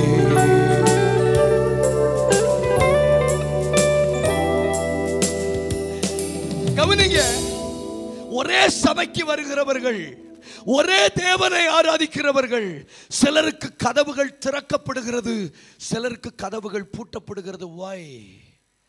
ஏனென்றால் சிலர் தட்டுகிற விதத்தில் வித்தியாசம் இருக்கிறது. they are approaching God in a different dimension. ஜெபிக்கிறது ஒரே போல் காணப்படலாம். they are praying same, they are reading the same bible, ஒரே பைபிளை வைத்திருக்கிறார்கள், ஒரே தேவனை ஆராதிக்கிறார்கள். ஆனால் சிலர் தட்டும்போது கதவுகள் திறக்கப்படுகிறது. ஆனால் லோத்துவின் நாட்களில் கதவு தட்டப்போது ராத்திரியிலிருந்து காலை வரைக்கும் வாசலை தேடி அலுத்து போனார்கள் என்று வேதம் சொல்லுகிறது. they cannot find the door. அவர்களால் கதவை கண்டுபிடிக்க முடியவில்லை. நானே வாசல் என்று ஆண்டவர் சொல்லி இருக்கிறார். I am the door. என்னில் பிரவேசிக்கிறவன் நித்திய ஜீவனை கண்டடைகிறார். இந்த கதவை தட்டும் போது ஒரு ஆக்சஸ் கார்டு தேவை. செல்ஃப்லெஸ்னஸ், சுயநலம் இல்லை என்கிற ஒரு ஆக்சஸ் கார்டு, ஒரு ஃபிங்கர் பிரிண்ட் நீங்கள் வைப்பீர்களானால் பூட்டப்பட்டாயிற்று, தொந்தரவு செய்யாதே, எழுந்திருந்து தரக்கூடாது என்று சொல்லப்பட்டாலும் இந்த வருஷம் வெங்கல கதவுகளை உடைத்து இருப்பு தாழ்பாள்களை முறித்து அந்தகாரத்தில் இருக்கிற பொக்கிஷங்களை, ஒளிபிடத்தில் இருக்கிற புதையல்களை நான் உங்களுக்கு தருவேன். ஹல்லேலூயா. கவனியுங்கள், வேதாகமத்தில் 5 விதமான விசுவாசம் இருக்கிறது. முதலாவது விசுவாசம் அற்ப விசுவாசி, லிட்டில் ஃபெய்த் என்று ஆண்டவர் சொல்லுகிறார் பேதுருவை பார்த்து. தனக்காக ரட்சியம் என்று கூப்பிடுகிற ஒவ்வொரு மனுஷனும் அற்ப விசுவாசியே. நீங்க வீட்டில் போய் கூட ஆமேன்னு சொல்லலாம். தனக்காக தன்னை காப்பாற்றுவதற்காக தேவனை கூப்பிடுகிற எந்த மனுஷனும் அற்ப விசுவாசியே. அடுத்து இயேசு சொல்லுகிறார், கடுகளவுள்ள விசுவாசி. மஸ்டர்ட் சீட், கடுகளவுள்ள விசுவாசம்.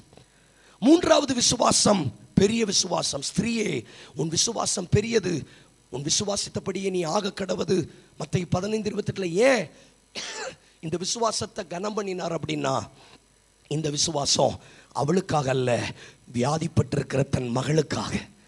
என்றைக்கு நீங்கள் மற்றவர்களுக்காக தேவ சந்நிதியிலே வருகிறீர்களோ அன்றையிலிருந்து your faith is considered as a big faith.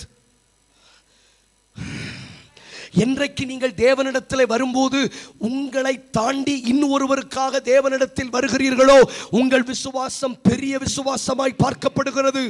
சாகிற வரைக்கும் என்ன காப்பாத்துங்க, என்ன காப்பாத்துங்க, எனக்கு முதுகு வலிக்குது, எனக்கு கழுகு வலிக்குது, குழுவுல பணம் கட்டணும், லோன் கட்டணும், சீட்டு கட்டணும்னு கேட்டா ஆண்டவரிடத்திலிருந்து வருகிற வார்த்தை, யூ லிட்டில் ஃபெய்த், அற்ப விசுவாசியே, யூ லிட்டில் ஃபெய்த். நான் சொல்றது சத்தியம்னா கைகளை உயர்த்தி ஒரு ஆமென் சொல்லுங்களேன். ஆனா இரண்டாவது விசுவாசம் கடுகள் உள்ள விசுவாசம். மூன்றாவது விசுவாசத்திலிருந்து ஆண்டவர் கனப்படுத்த தொடங்குகிறார். அவளை பார்த்து சொல்லுகிறார், உன் விசுவாசம் பெரியது, thy faith is great. நீ விசுவாசித்தபடி ஆக கடவது. ஏன்னா நீ இவ்வளவு அவமானப்பட்டதும், நாய்க்குட்டி நாயி கேவலமா திட்டுன வாங்கின பிறகும் என்னை பின்பற்றி வந்தாய். ஏனென்றால் நீ உனக்காக அல்ல, உன் பிள்ளைக்காக என்னிடத்தில் வந்தபடியினால் உன் விசுவாசம் பெரியது. நான்காவது ஒரு விசுவாசம் மத்தேயு 8 நூற்றுக்கு அதிபதியை பார்த்து சொல்லுகிறார், இஸ்ரவேலுக்குள் இப்படி ஒரு விசுவாசத்தை நான் கண்டதில்லை. Special faith. இந்த விசுவாசம் ஏன் கானானிய ஸ்திரியை விட இந்த விசுவாசத்தை ஸ்பெஷல் ஃபெய்த்னு சொல்றாரு. இஸ்ரவேலுக்குள்ள இப்படி ஒரு விசுவாசத்தை பார்க்கலன்னு சொல்றாருன்னா, அவளாவது அவன் மகளுக்காக வந்தா, நீ உன் வேலைக்காரனுக்காக வந்திருக்க. அவளாவது அவன் மகளுக்காக வந்தாள். ஆனா but you came here for your servants. அதனால இஸ்ரவேலுக்குள்ள இப்படி ஒரு விசுவாசத்தை நான் பார்க்கல. ஐந்தாவது விசுவாசம் மலைகளை பெயர்க்கத்தக்க விசுவாசம். மலைகளை பெயர்க்கத்தக்க விசுவாசம். This is for a generation. மலைகள் பெயர்க்கப்படும் போது ஒரு தலைமுறை அதில் பிரவேசிக்கப்படும். சமுத்திரம் ரெண்டாய் பிளக்கும் போது, கண்மலையிலிருந்து தண்ணீர் புறப்படும் போது 30 லட்சத்துக்கு அதிகமான ஜனங்கள் பிரயோஜனப்பட்டார்கள். மலைகளை பெயர்க்கத்தக்க விசுவாசம். இன்னைக்கு எத்தனை பேர் உணர்றீங்கன்னு எனக்கு தெரியல. உங்கள் ஆண்டவர் எப்படி பார்க்கிறார் கொஞ்சம் தியானிச்சு பாருங்க. இன்னையிலிருந்து நம்ம சபையில் ஆண்டவர் எதிர்பார்க்கிறத நான் சொல்றேன். நம்மளை பார்த்து ஆண்டவர் குறைஞ்சதிலிருந்து மூணாவது விசுவாசத்திலிருந்து நம்மளை பார்க்கணும். பெரிய விசுவாசின்னு நம்மளை பார்த்து சொல்லணும். நீங்க 25 வருஷம் விசுவாசிங்கிறதுனால பெரிய விசுவாசி இல்லை. நீங்க 3 வருஷம் விசுவாசியா இருந்தாலும் மற்றவங்களுக்காக வந்தீங்கன்னா நீங்க தான் பெரிய விசுவாசி. நீங்க 25 வருஷம் வந்துட்டோம், எனக்கு முதுகு வலிக்குது, எனக்கு தலைவலிக்குதுன்னு வந்தீங்கன்னா நீங்க அற்ப விசுவாசி. உங்களுக்கு புரியுதா?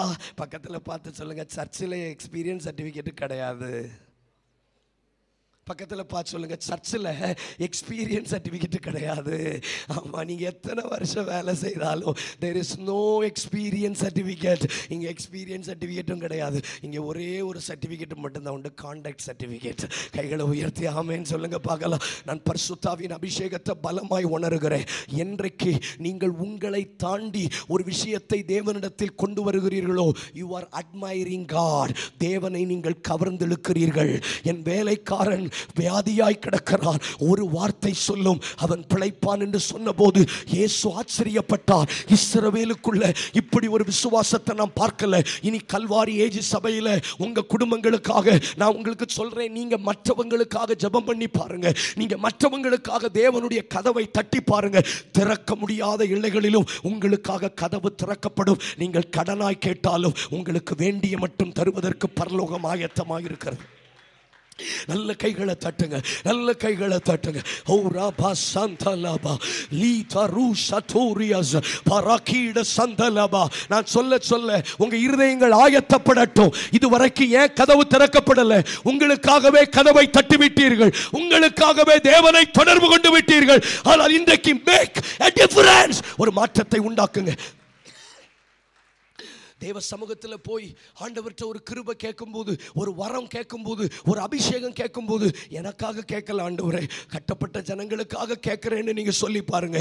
இமீடியட்லி எழுந்திருந்து தரக்கூடாமல் இருந்தாலும் அவன் எழுந்திருந்து அவனுக்கு வேண்டிய மட்டும் கொடுப்பான் அல்லவா என்கிற வார்த்தை நிறைவேற போகிறது. இந்த வார்த்தையை கன்ஃபஸ் பண்றீங்களா? நான் கடனா கேட்டாலும் எனக்கு இலவசமா தருகிற தேவன். எனக்கு நான் கடனா கேட்டாலும் நான் சில விஷயங்கள் நாங்கள் கவனிங்க, நாங்கள் சர்ச் பிளானிங்கில் இருக்கிறோம். சபைகள் இல்லாத இடங்களில் அன்ஆரிஜின் பிளேஸ், அன்ரீச்சபிள் பிளேஸில் ஊழியம் செய்கிறோம். அப்போது என் கையில் காசு இருந்துச்சு, ஆனால் அக்கௌண்ட்டில் காசு இல்லை. ஒரு மிஷன் சர்ச் வேலை நடந்துட்டு இருந்துச்சு. இமீடியட்டாக ஒரு பணம் சென்ட் பண்ணணும். சென்ட் பண்ணால் தான் வேலை நடக்கும், மெட்டீரியல் வாங்க முடியும். ஆனால் கையில் காசு இருக்குது. நான் இருந்த இடத்துல எங்கேயும் டெபாசிட் மிஷினோ பணம் போடக்கூடிய சோர்ஸ் இல்லை. அப்போ நான் அந்த சகோதரன்ட்டு சொன்னேன், என் கையில் காசு இருக்குது, நீங்கள் ட்ரான்ஸ்ஃபர் மட்டும் பண்ணுங்கள், ஐ வில் கிவ் யூ மணி அப்படின்னு சொன்னேன். அப்போது அவர் ஓகே அப்படின்னு சொன்னார், பணத்தை அனுப்பிட்டார். நான் பணம் கொடுத்த போது அவர் என்ன சொன்னார் தெரியுமா? நீங்கள் எங்கிட்ட பாரோ தான் பண்ணீங்க, ஆனால் உங்களுக்காக கேட்கலல்ல, உங்கள் வீடு கட்டுறதுக்கு கேட்கலல்ல, சபை கட்டுறதுக்கு கேட்டதுனால நீங்கள் இதை இலவசமாகவே நான் உங்களுக்கு தரேன் சார்.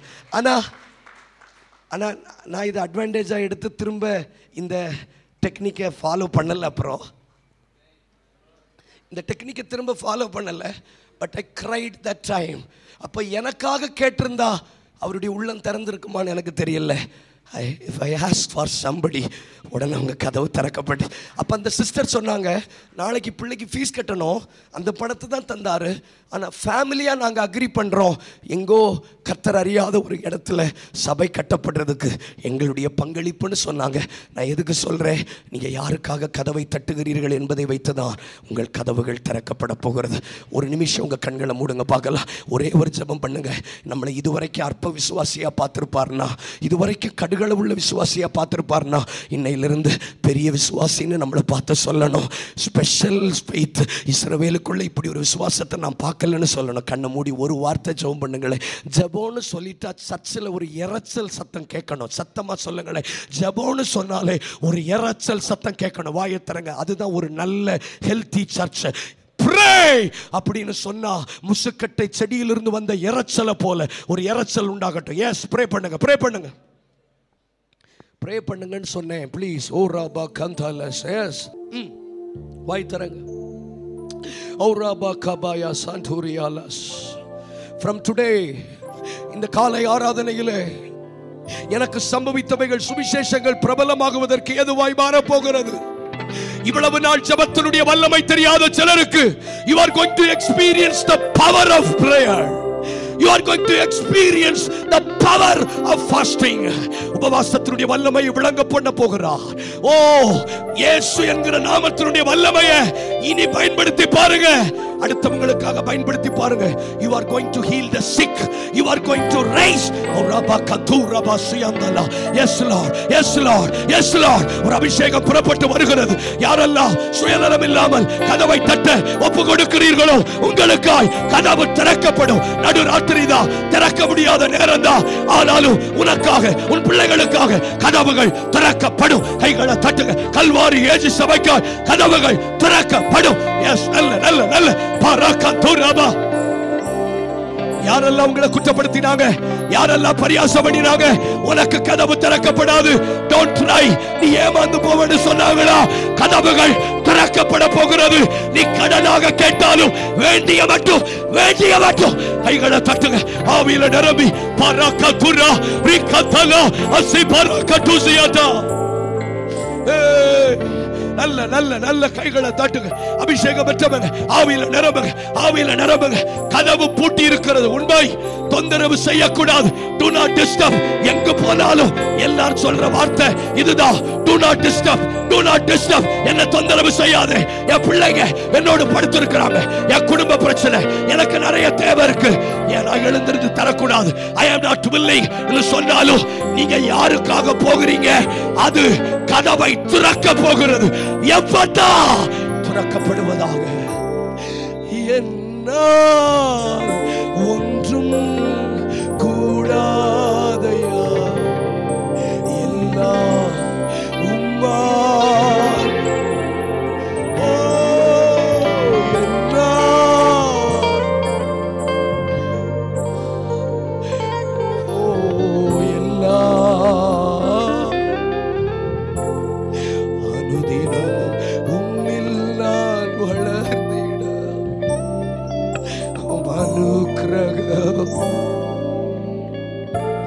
என்னால் ஒன்று வேடிக்கை பார்க்காதீங்க, டைம் வேஸ்ட் பண்ணாதீங்க. எல்லாம் போதும். நான் இந்த ஒரே ஒரு பாலிசியை வச்சு எத்தனையோ கதவுகளை திறந்திருக்கிறேன், எத்தனையோ கதவுகளை திறந்திருக்கிறேன். சாத்தியமில்லாத கதவுகள், திருத்தவே முடியாது, இந்த இடத்தை மாற்றவே முடியாதுன்னு சொன்ன இடத்துல எல்லாம் கதவுகளை திறந்திருக்கிறார். பிகாஸ் வித்தவுட் செல்ஃபிஷ்னஸ், சுயநலம் இல்லாம கதவை தட்ட ஒரு ஆள் தேவை. இன்னைக்கு யார் ஜெபிச்சாலும் எனக்கு எனக்கு எனக்கு நமக்காக வாழக்கூடாதுன்னு சொல்லல, ஆனா ஒரு செல்ஃப்லெஸ் பிரேயர் உங்களுக்கு வருமானா உங்கள் விசுவாசத்தினுடைய கேடர் பெருக போகிறது. என்னால் ஒன்றும் கூடாது, எல்லாம் உம்மா. இப்ப கவனிங்க, அவன் கேட்டது 3 அப்பம், அவனுக்கு கொடுத்தது வேண்டிய மட்டும் இலவசமாய் கொடுத்தார். நான் விசுவாசிக்கிறேன், அடுத்தவனுக்காக கேட்டவனுக்கு தனக்கும் அப்பம் சேர்த்து கிடைச்சிருக்கும். அவன் ஃப்ரெண்டுக்கு தான் அப்பம் வாங்கினா, ஆனா அவன் வீட்டு பிள்ளைங்களை சாப்பிட்டுருப்பாங்க, அவன் வீட்டு பிள்ளைங்களை சாப்பிட்டுருப்பாங்க. என்னை கைவிட மாட்டா. தேங்க்யூ. ஆனா என்ன இது நான் எனக்கானவன் அல்ல, நான் மற்றவர்களுக்கானவன். இந்த மென்டாலிட்டி கிறிஸ்தவத்துக்குள்ள இன்னும் வரல. நான் எனக்கானவன் அல்ல. God made me for others. அதனால தான் நீங்க கவனிச்சு பாருங்க, நீங்க உங்களுக்காக ஒரு விஷயத்தை செய்யும் போது இருக்கிற கம்ப்ளீஷனை விட மற்றவங்களுக்காக செய்யும் போது இருக்கிற கம்ப்ளீஷன் பயங்கரமா இருக்கும். நீங்க மற்றவங்களுக்காக சாம்பார் வச்சு பாருங்க, ரொம்ப டேஸ்டா இருக்கும். வீட்டில் சாம்பார் வைக்க தெரியாதவங்க எல்லாம் சர்ச்சில் சாம்பார் வைங்க, ரொம்ப டேஸ்டா இருக்கும். ஆமா, நான் காலேஜ் படிக்கும்போது அதை எக்ஸ்பீரியன்ஸ் பண்ணியிருக்கேன். எனக்கு ப்ராக்டிக்கல் செய்யும்போது எனக்கு வராது, அடுத்தவனுக்கு சொல்லி கொடுத்தா உடனே வந்துடும். என்னவோ தெரியல, அது ஒரு புரோட்டோகால். அது எங்கள் காலேஜ்லேயும் வேலை செய்யுது. நான் தொட்டேன்னா பியூரட்டை உடைச்சிருவேன், பிப்பட்டை உடைச்சிருவேன், எல்லாம் உடைச்சிருவேன். ஆனால் அடுத்தவனுக்கு தொட்டோன்னு வைங்களேன், டம்முன்னு சத்தம் கேட்கும், உடையாது. சுயநலம் இல்லாமல் வாழ்ந்து பாருங்க, it is going to work for you. உங்களுக்கு பலமாக வேலை செய்ய போகுது. உங்கள் டேலண்ட் இன்னது என்பதை நீங்கள் காணப்போகிறீர்கள். அந்த 5 அப்பம் 2 மீன் அவன் சாப்பிட்டிருந்தா அதில் எவ்வளவு பெருக்கு இருந்திருக்குமான்னு தெரியல, ஆனால் அது மற்றவர்களுக்காக கொடுத்ததுனால அது பெருகி கொண்டே இருந்தது. புரிஞ்சவங்க மட்டும் கைகளை தட்டுங்க. Your prayer life will extend, your anointing will extend. நல்ல கை தட்டுங்க, நல்ல. I feel the anointing. ஷபர கதுரா பாரகீட தரபாலா. நல்ல கை தட்டு. ரைட். ஆனா நம்முடைய நோக்கத்தை பார்த்து ஆண்டவர் துக்கப்படுகிறார். வேகமா வாசிங்க யோவான் 6ஆம் அதிகாரம். நேற்று காலையில் இந்த வசனத்தை டச் பண்ணோம், ஆனால் அதுக்குள்ள போக முடியல. வாசிக்கலாம்.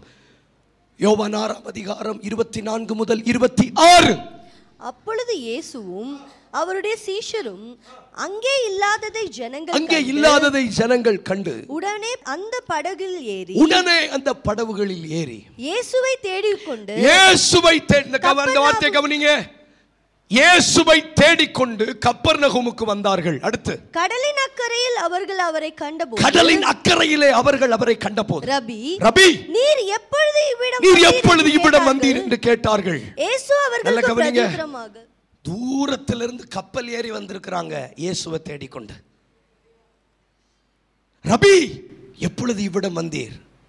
நமக்கு பொதுவா வீட்டில் ஃபங்க்ஷன் நடக்கும்போது பக்கத்து தெருவில் இருக்கிற அண்ணனை விட சென்னையிலிருந்து பஸ் ஏறி வர்றவங்களுக்கு தான் தனி ரூம் போட்டு கொடுப்பாங்க எங்கள் ஊரில். உங்களுக்கு கேட்கலன்னு நினைக்கிறேன். பக்கத்து தெருவில் இருக்கிற அண்ணன் தான் மாடு மாதிரி கல்யாணத்துக்கு வேலை செய்வார், ஆனால் அவங்கள மதிக்க மாட்டாங்க. சென்னையிலிருந்து கல்யாணத்துக்கு முந்தின நாள் வரும் பாருங்க ஒரு தங்கச்சி, அந்த தங்கச்சி சண்டை போட தான் வரும். அந்த தங்கச்சி சண்டை போட வரும். சேலைக்கு கீழே இருக்கிற பில்லை தேடி கண்டுபிடிச்சி அது சண்டை போடும். புரியல உங்களுக்கு தெரியாது. ஏன்னா நீங்கள் born and brought up New Zealand அப்படிங்கிறதுனால உங்களுக்கு தெரியாது. அப்போது அந்த தங்கச்சி அதுக்கு தான் வரும். ஆனால் இவங்களுடைய அபிப்பிராயம் என்னென்னா, தூரத்திலிருந்து வர்றதுனால அவங்க அன்போடு தான் வந்திருப்பாங்கங்கிற ஒரு அசம்ஷன். எப்படி ஒரு 10,000 ரூபா செலவு பண்ணியிருக்க மாட்டாங்க. அவங்களுக்கு உப்புமா தனியாக ரூமுக்கு போகும், அவங்களுக்கு சாப்பாடு தனியாக ரூமுக்கு போகும். உங்கள் ஊரில் கல்யாணமே நடந்தது இல்லையா? சாரி மன்னித்து கொள்ளுங்கள். ஆனால் அப்படி தூரத்திலிருந்து வந்தாங்கன்னா கொலகாரங்கன்னாலும் அவங்களுக்கு கனம் பெருகிரும். நான் சொல்கிறது புரியுதா? நோக்கம் உங்களுக்கு புரியுதா? தூரத்திலிருந்து வந்துட்டாங்கன்னா அவங்களுக்கு கொஞ்சம் ஸ்பெஷல் கவனிப்பு தான். அவங்க வரும்போது கண்ணாடி கப்பு வெளியில் வரும், அவங்க வரும்போது பில்லோ கவர் புதுசு வரும், அவங்க வரும்போது புது பெட்ஷீட் வரும். நம்ம அங்கே இருந்திருப்போம், இவ்வளோ நேரம் நீங்கள் எங்களுக்கு சில்வர் கப்பில் தந்தீங்க. அவங்க சென்னையிலேருந்து வந்திருக்காங்க. எங்கேருந்து வந்திருக்காங்க? ஆமாம், சென்னைன்னு சொன்னாங்க. அப்போ எனக்கு தெரியல, இப்போ தான் தெரியுது. ஆமாம், அப்போது தூரத்திலிருந்து வந்தாங்கன்னாலே ஒரு விசேஷத்த கனம். ஆமாம் தானா? தூரத்திலிருந்து வந்துட்டாங்கனாலே அவங்கள கொஞ்சம் கவனிப்போம். அப்படித்தான் இவங்க கப்பர்நகூமிலிருந்து கப்பல் ஏறி வந்திருக்காங்க. இயேசுவை தேடிக்கொண்டு வந்தாங்க. இயேசுவிட்ட ஆச்சரியப்பட்டு கேட்குறாங்க, ரபி எப்பொழுது இவ்விடம் வந்தீர் என்று எக்ஸைட்மெண்ட்டோட கேட்குறாங்க. அவங்களுக்கு கொடுத்தாரு பாருங்க ஒரு அடி.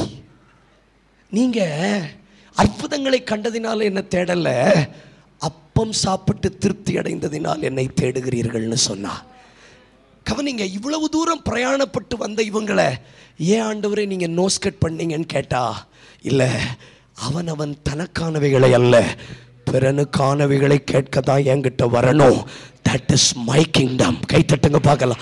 That is my kingdom. That is my kingdom. எவ்வளவு பொறுமையாக போகணுமோ அவ்வளோ பொறுமையாக போகிறோம். ஒரு 15 மினிட்ஸில் நம்ம முடிக்க போகிறோம். நீங்கள் எதற்காக இயேசுவினிடத்தில் வருகிறீர்கள்? For what you coming to Jesus? இயேசுவை தேடிக்கொண்டு கவனிங்க. தேடாதவங்க மத்தியில் இவங்க கர்த்தரை தேடினார்கள். கூப்பிடாதவங்க மத்தியில் இவங்க கர்த்தரை கூப்பிட்டாங்க. பைபிளை கையில் எடுக்க மனசு இல்லாதவங்க மத்தியில் கையில் பைபிள் எடுத்தாங்க. ஆனால் ஆண்டவர் சொல்லுகிறார், நீ எடுத்தும் பிரயோஜனம் இல்லாதது போல உனக்காகவே என்னை தேடுகிறாய். அப்பம் என்றால் டெம்பரவரி நீட்ஸ், தற்காலிக தேவை. சத்தமாக சொல்லுங்க, தற்காலிக தேவை. சீக்கிரமாக சொல்லுங்க, தற்காலிக தேவை. அப்பம் சாப்பிட்டு திருப்தி அடைந்ததினால் என்னை தேடுகிறீர்கள். ஆதியாகமம் 25:29 வாசிக்க வேண்டாம். ஏசா வனத்திலிருந்து களைத்து போய் வீட்டுக்கு வந்தான். சத்தமா சொல்லுங்க, களைத்து போய் வீட்டுக்கு வந்தான்.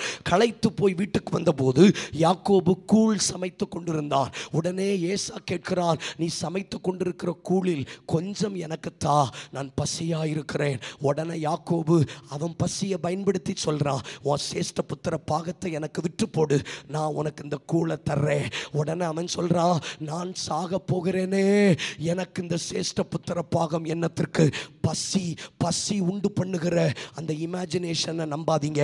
பசியில் வரக்கூடிய வார்த்தைகள் அத்தனையும் போய். சத்தமாமேன்னு சொல்லுங்களேன். கோபத்தில் வெளிப்படுகிற சகல வார்த்தைகளும் போய். சீக்கிரமா நான் சொல்றேன், கோபம் வரும்போது don't take any sudden decisions. பசி வரும்போது ஏசா எடுத்த முடிவு தவறான முடிவாய் மாறிற்று. பசி வந்தபோது ஏசா சொன்ன வார்த்தையை கவனிச்சு பாருங்க, நான் சாக போறேன். என்னுடைய கேள்வி, நீ சாக போறதுக்கு உனக்கு என்ன நோய் வந்திருக்கு ஏசாவே? ஒரு நேரம் சாப்பிடலன்னா நீ சாக மாட்ட. பசி ஜெயிக்கப்படக்கூடியது, பசி ஜெயிக்கப்படக்கூடியது, பசி ஜெயிக்கப்படக்கூடியது. ஐ ரிப்பீட் அகைன், எந்த பசியும் ஜெயிக்கப்படக்கூடியது. பசியை எளிதாக ஜெயித்து விடலாம். 40 நாட்கள் ஒரு மனுஷன் புசியாமல் குடியாமல் இருந்தான். அவன் செத்தான பைபிள் சொல்லல. அவன் முகம் பிரகாசித்தது, அவன் கண் பிரகாசித்தது. அவனை பார்த்து ஜனங்கள் முக்காடிட்டுக் கொண்டார்கள். உங்களுடைய தனிப்பட்ட வாழ்க்கையில் இருக்கிற தனிப்பட்ட பசி உங்களை தேவையில்லாததை பேச வைக்கும். என் வாழ்க்கையில் ஏற்பட்ட பசி என்னை தவறான முடிவுகளை எடுக்க வைத்து விடக்கூடாது. சீஷர்களுக்கு ஏற்பட்ட, ஜனங்களுக்கு ஏற்பட்ட பசி, அவர்கள் இயேசுவை தேடிக்கொண்டு வந்தார்கள். ஆனால் இயேசு சொன்னார், உன் பசி ஜெயிக்கப்படக்கூடியது. You can overcome your hunger. உங்களுடைய பசியை நீங்கள் ஜெயித்து விடலாம். மத்தியானம் வீட்டுக்கு வர்றீங்க, சாப்பாடு ரெடி ஆகலைன்னு தெரிஞ்ச உடனே நீங்கள் கொஞ்ச நேரம் ஃபோனை நோண்டிட்டு இருங்க, உங்கள் பசி மறந்துடும். பசி ஜெயிக்கப்படக்கூடியது. ஆனால் அந்த ஜெயிக்கப்படக்கூடிய பசியை ஜெயிக்க முடியாம அந்த பசி நேரத்தில் அவனுக்கு உண்டான யோசனையை அவன் நிறைவேற்றினபடியினால் வேதம் சொல்லுகிறது, அவன் ஒருவேளை போஜனத்துக்காக தன் சேஷ்ட புத்திர பாகத்தை இழந்து போனான். ஏதோ ஒரு பசி, குடும்ப தேவைகள் என்கிற பசி வரும்போது நீங்கள் அந்த பசிக்காக எந்த முடிவையும் எடுத்து விடாதிருங்கள். பசி நிரந்தரமானதல்ல, தற்காலிகமானது. கைகளை உயர்த்துங்க. பசி நிரந்தரமானதல்ல. ப்ளீஸ், ஆவியானவர் சொல்றதை நான் அப்படியே சொல்றேன். பசி நிரந்தரமானதல்ல. எந்த பசியும் ஜெயிக்கப்படக்கூடியது. எந்த பசியும் நீங்கள் ஜெயித்து விடலாம். யாராவது உங்களை உங்களை உங்களை உங்களை டெம்ப் பண்றாங்களா? உங்களை டெம்ப் பண்றாங்களா? உனக்கு திருமணம் முடிஞ்சு இத்தனை வருஷம் ஆச்சு, உனக்கு ஏன் நன்மை நடக்கலன்னு டெம்ப் பண்றாங்களா? அந்த பசியில் நீங்க தவறான முடிவு எடுக்க வேண்டாம். யாராவது உங்களை டெம்ப் பண்றாங்களா? நீ வேலைக்கு சேர்ந்து 15 வருஷம் ஆச்சு, உனக்கு சொந்தமா ஒரு வீடு இல்லைன்னு டெம்ப் பண்றாங்களா? அந்த பசியில் நீங்க முடிவு எடுத்துறாதீங்க. பசியில் எடுக்கிற முடிவு விபரீதத்தில் முடியும். பசியில் எடுக்கிற முடிவு, யாரோ சிலரோடு கர்த்தருடைய ஆவியானவர் பேசுகிறார். when you take decision when you are in hunger, பசியில் எடுக்கிற முடிவுகள் விபரீதத்தில் முடியும். பசியில் எடுக்கிற முடிவு விபரீதத்தில் முடியும்.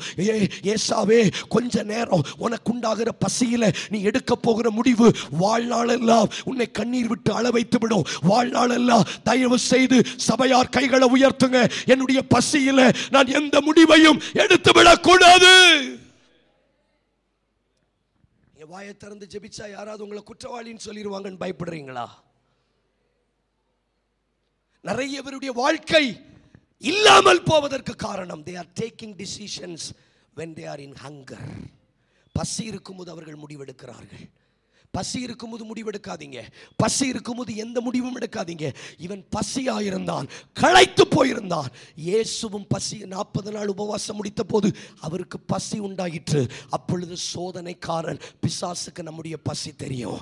பிசாசுக்கு நம்முடைய பசி தெரியும். தெரியாத மாதிரி உட்கார்ந்துருங்க, தெரியாத மாதிரி உட்கார்ந்துருங்க, தெரியாத மாதிரி உட்கார்ந்துருங்க. தெரியாத மாதிரி நல்ல விஷயம் பேசும்போது மட்டும் கவனிங்க. ஆமாம், நெகட்டிவாக பேசும்போது திரும்பி உட்கார்ந்துக்கிடுங்க. என்ன வாழ்த்துக்கள். கை உயர்த்தி ஸ்தோத்திரம் பண்ணுங்க. இப்படி இருக்கிற வரைக்கும் விளங்கவே முடியாது. கை உயர்த்தி நல்ல ஸ்தோத்திரம் பண்ணுங்க. இயேசுவுக்கும் பசி உண்டான போதுதான் சோதனைக்காரன் பக்கத்தில் வந்தான். உங்க பசி பிசாசுக்கு தெரியும். ஏசாவுடைய பசி யாக்கோபுக்கு தெரியும். என்னைக்கும் கிச்சனில் சமைச்சவன் அன்னைக்கு வெளியில் உட்காந்து சமைக்கிறான். ஏன்? அவனுக்கு பசி உண்டாயிற்றுன்னு அவனுக்கு ஒரு இன்டிமேஷன் கிடைக்கிது. இயேசுவுக்கு பசி உண்டானதை அறிந்த சாத்தான் இயேசுவினிடத்தில் வந்து கேட்கிறான், நீ தேவனுடைய குமாரனை ஆனால் இந்த கல்லுகள் அப்பமாகும்படி சொல்லும். ஆனால் இயேசு அந்த பசியில் எந்த முடிவும் எடுக்கலை. இயேசு சொன்னார், மனுஷன் அப்பத்தினால் மாத்திரமல்ல, தேவனுடைய வாயிலிருந்து புறப்படுகிற ஒவ்வொரு வார்த்தையினாலும் பிழைப்பான். ஒவ்வொரு வார்த்தையினாலும் பிழைப்பான். ஏன்னா, டோன்ட் டேக் டிசிஷன்ஸ். கைகளை உயர்த்தி ஆமேன்னு சொல்லுங்க பார்க்கலாம். I can point out people. எனக்கு ஜனங்களை விரல் நீட்டி காட்டி விட முடியும். பசியினால் எடுத்த முடிவினால் நீங்கள் பட்ட வேதனைகள் என்ன. I can tell you by the grace of God, but I want to do that. ஐஸ்வர்யவான் சொன்ன மாதிரி லாசருவை உயிரோடு எழுப்பி கீழே அனுப்புங்க, எனக்கு 5 சகோதரர்கள் உண்டு. ஆபிரகாம் சொன்னார், அப்படி ஒருத்தன் போய் அவன் ரட்சிக்கப்பட வேண்டாம். மோசே மூலமாக, தீர்க்கதரிசி மூலமாக பேசப்படுகிற வார்த்தையில் ரட்சிக்கப்படலைன்னா மரித்தோர்லேருந்து ஒருத்தன் போனால் அவன் ரட்சிக்கப்பட மாட்டான். பசினால எந்த முடிவும் எடுக்காதீங்க. யாரோ உங்களுக்கு சொந்த வீடு இல்லைன்னு சொன்னதுனால டக்குன்னு HDFCயில் லோனை போட்டுறாதீங்க, இல்லாமல் போயிடும். இதெல்லாம் வேற யாரும் சொல்லித்தர மாட்டாங்க. என்ன, யாரோ என்கிட்ட அப்படிதான் சொன்னாங்க. 8 வருஷம் ஊழியம் செய்கிறானா, கத்தி கத்தி கத்தி ஒரு கார் கூட இல்லை. அந்த பசி வந்த உடனே சம்பந்தம் இல்லாத ஒரு பேய் வருது. வந்து என்கிட்ட சொல்றாங்க, செகண்ட் ஹேண்ட் கார் வாங்கி தருவான்னு. தேவ சித்தத்துக்கு எதிராக செயல்படுகிற யாரையும் சத்துருவாய் பார்க்க பழகுங்கள். மெதுவாவே ஆமேன்னு சொல்லுங்க. உங்களுக்கு ஒரு பசி உண்டாகும் போது the people will come near to you. உங்களுக்கு ஒரு பண தேவை வரும்போது உங்க பசியை சத்துரு பயன்படுத்துவான். அந்த பசியில நீங்க டக்குன்னு நான் தான் சாக போறேனே, டக்குன்னு முடிவெடுத்துறாதீங்க. அந்த ஒரு நேர பசியை ஏசா ஜெயித்திருந்தா வாழ்நாள் எல்லாம் சந்தோஷமாய் வாழ்ந்திருந்திருக்கலாம். கைத்தட்டி ஆண்டவருக்கு ஸ்தோத்திரம் பண்ணுங்க. One day you will remember me. உங்க பசி ஜெயிக்கப்படக்கூடியது. கைகளை உயர்த்துங்க பார்க்கலாம். அப்ப இயேசு அவங்களை கண்டுபிடித்தார். இவங்க அற்புதத்தை கண்டதுனால என்கிட்ட வரல, அப்பம் சாப்பிட்டு திருப்தி அடைந்ததினால் என்னை தேடுகிறார்கள். அப்போ ஆண்டவரை நாம தேடுவது நமக்காக மாத்திரமல்ல, மற்றவர்களுக்காக அவரை தேட வேண்டும். அப்போ ஆண்டவர் என்ன எதிர்பார்க்கிறார்? வாசிக்கலாம், சீக்கிரம் வாசிங்க. செப்பனியா 1ஆம் அதிகாரம் 6வது வசனம். வேகமா வாசிங்க. செப்பனியா 1:6. கர்த்தரை விட்டு பின்வாங்குகிறவர்களையும் கர்த்தரை தேடாமலும் அவரை குறித்து விசாரியாமலும் இருக்கிறவர்களையும் இவ்விடத்தில் இராதபடிக்கு சங்காரம். இந்த வசனத்துல 3 காரியங்கள் போடப்பட்டிருக்கு. 1, கர்த்தரை தேடாதவர்கள். 2, கர்த்தரை விட்டு பின்வாங்க. இந்த 2 வார்த்தைகள் நமக்கு பழக்கப்பட்ட வார்த்தைகள், தெரிந்த வார்த்தைகள். ஆனா 3ஆம் வார்த்தையை கவனிச்சு பாருங்க. கர்த்தரை விசாரியாமல் இருக்கிறவர்களை குறித்து. இந்த வார்த்தையை கவனிச்சிங்களா பிரதர், சிஸ்டர், அம்மா, ஐயா? இந்த வார்த்தையை கவனிச்சிங்களா? கர்த்தரை. இதுல உங்களுக்கு எதுவுமே தோணலையா? எங்க நான் விசாரிக்கப்படலைங்கிறது நியாயம்.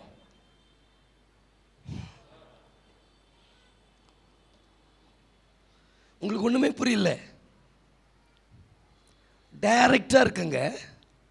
கர்த்தர் சொல்றாரு, என்ன விசாரிக்கலன்னு சொல்றாரு. பாருங்க, தமிழ் பைபிள் படிங்க. என்னை விசாரியாமல் இருக்கிறவர்களை குறித்து.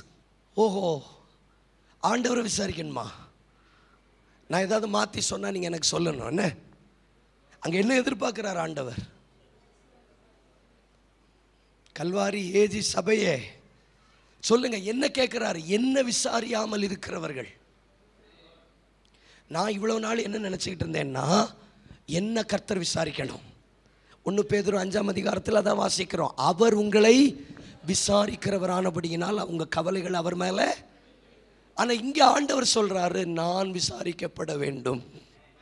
கர்த்தரை எப்படி விசாரிக்க முடியும்? சாப்பிட்டீங்களா, தூங்குனீங்களான்னு கேட்க முடியுமா? முடியாது. கர்த்தரை எப்படி விசாரிக்கிறதுனா, கவனிங்க, அவருடையவைகளை விசாரிப்பது அவரை விசாரிப்பதற்கு சமம். ஐ ரிப்பீட் அகைன், அவருடையவைகளை விசாரிக்கும் போது அவரை விசாரிப்பதற்கு சமம். கடைசி நாட்களில் செம்மறியாடுகளும் வெள்ளாடுகளும் 2 கூட்டமாக நிறுத்தப்பட்டு செம்மறியாட்டு கூட்டங்களை பார்த்த ஆண்டவர் சொல்லுவாராம், உங்கள் எஜமானனுடைய சந்தோஷத்தில் பிரவேசியுங்கள். உடனே செம்மறியாட்டு கூட்டத்தார் கேட்டார்களாம், எதினால் பிரவேசிக்க சொல்லுகிறீர்? உடனே இயேசு சொன்னாரா, நான் பசியாக இருந்தேன், எனக்கு ஆகாரம் கொடுத்தீர்கள். நான் தாகமாக இருந்தேன், எனக்கு வஸ்திரம் கொடுத்தீர்கள். நான் வஸ்திரம் இல்லாதிருந்தேன், எனக்கு வஸ்திரம் கொடுத்தீர்கள். உடனே அவங்க கேட்டாங்களா, எப்பொழுது இதை உமக்கு செய்தோம்? உடனே இயேசு சொல்லுகிறார், இந்த சிறியரில் யாருக்கு எதை செய்தீர்களோ அதை எனக்கே செய்தீர்கள். நான் சொல்றேன், சபையை விசாரிக்கிறவர்கள் கர்த்தரை விசாரிக்கிறதுக்கு சமம். தேவ தரிசனத்தை விசாரிக்கிறவர்கள் கர்த்தரை விசாரிப்பதற்கு சமம். அழிந்து போகிற ஆத்துமாக்களை விசாரிக்கிறவர்கள் கர்த்தரை விசாரிக்கிறதற்கு சமம்.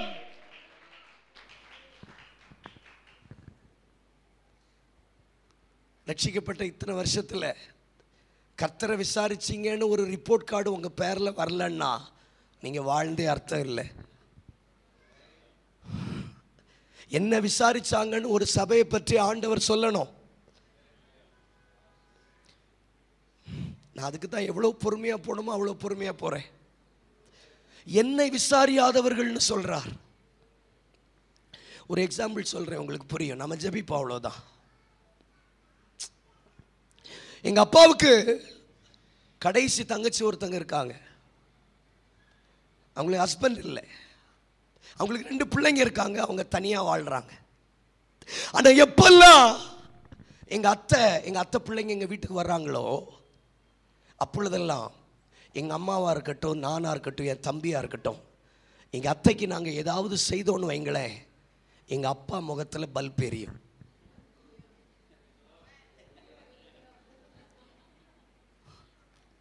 திடீர்னு காரை கழுவிடுவார், திடீர்னு அசுவை கழுவி வச்சிருவார். உங்களுக்கு கேட்கல, என்ன இன்னைக்கு டேடி வழக்கத்துக்கு மாறா லைட் எரியுது முகத்தில்? அப்படின்னு பார்த்தா ஒரு நாள் எங்கள் அப்பா என்கிட்ட சொன்னார், அப்பா நீ எனக்கு ஒன்றும் செய்யலைனாலும் பரவாயில்ல, அவளுக்கு நீ எதை செய்தாலும் அது எனக்கு செய்த மாதிரி இருக்கு. There is a connection. நீங்க யாருக்கோ செய்கிறது கர்த்தருக்கு செய்வதாக எண்ணப்படும். கொஞ்சம் கேளுங்க. கர்த்தருடைய சபையை விசாரிக்கிறீங்களா? நீங்க மறைமுகமாக தேவனை விசாரிக்கிறீர்கள். இந்த சபையில் காலையில் வந்து சேர் போட்டு சபையை பராமரித்து சபையை சுத்தம் பண்ணி சபையை பராமரிக்கிறீங்களா?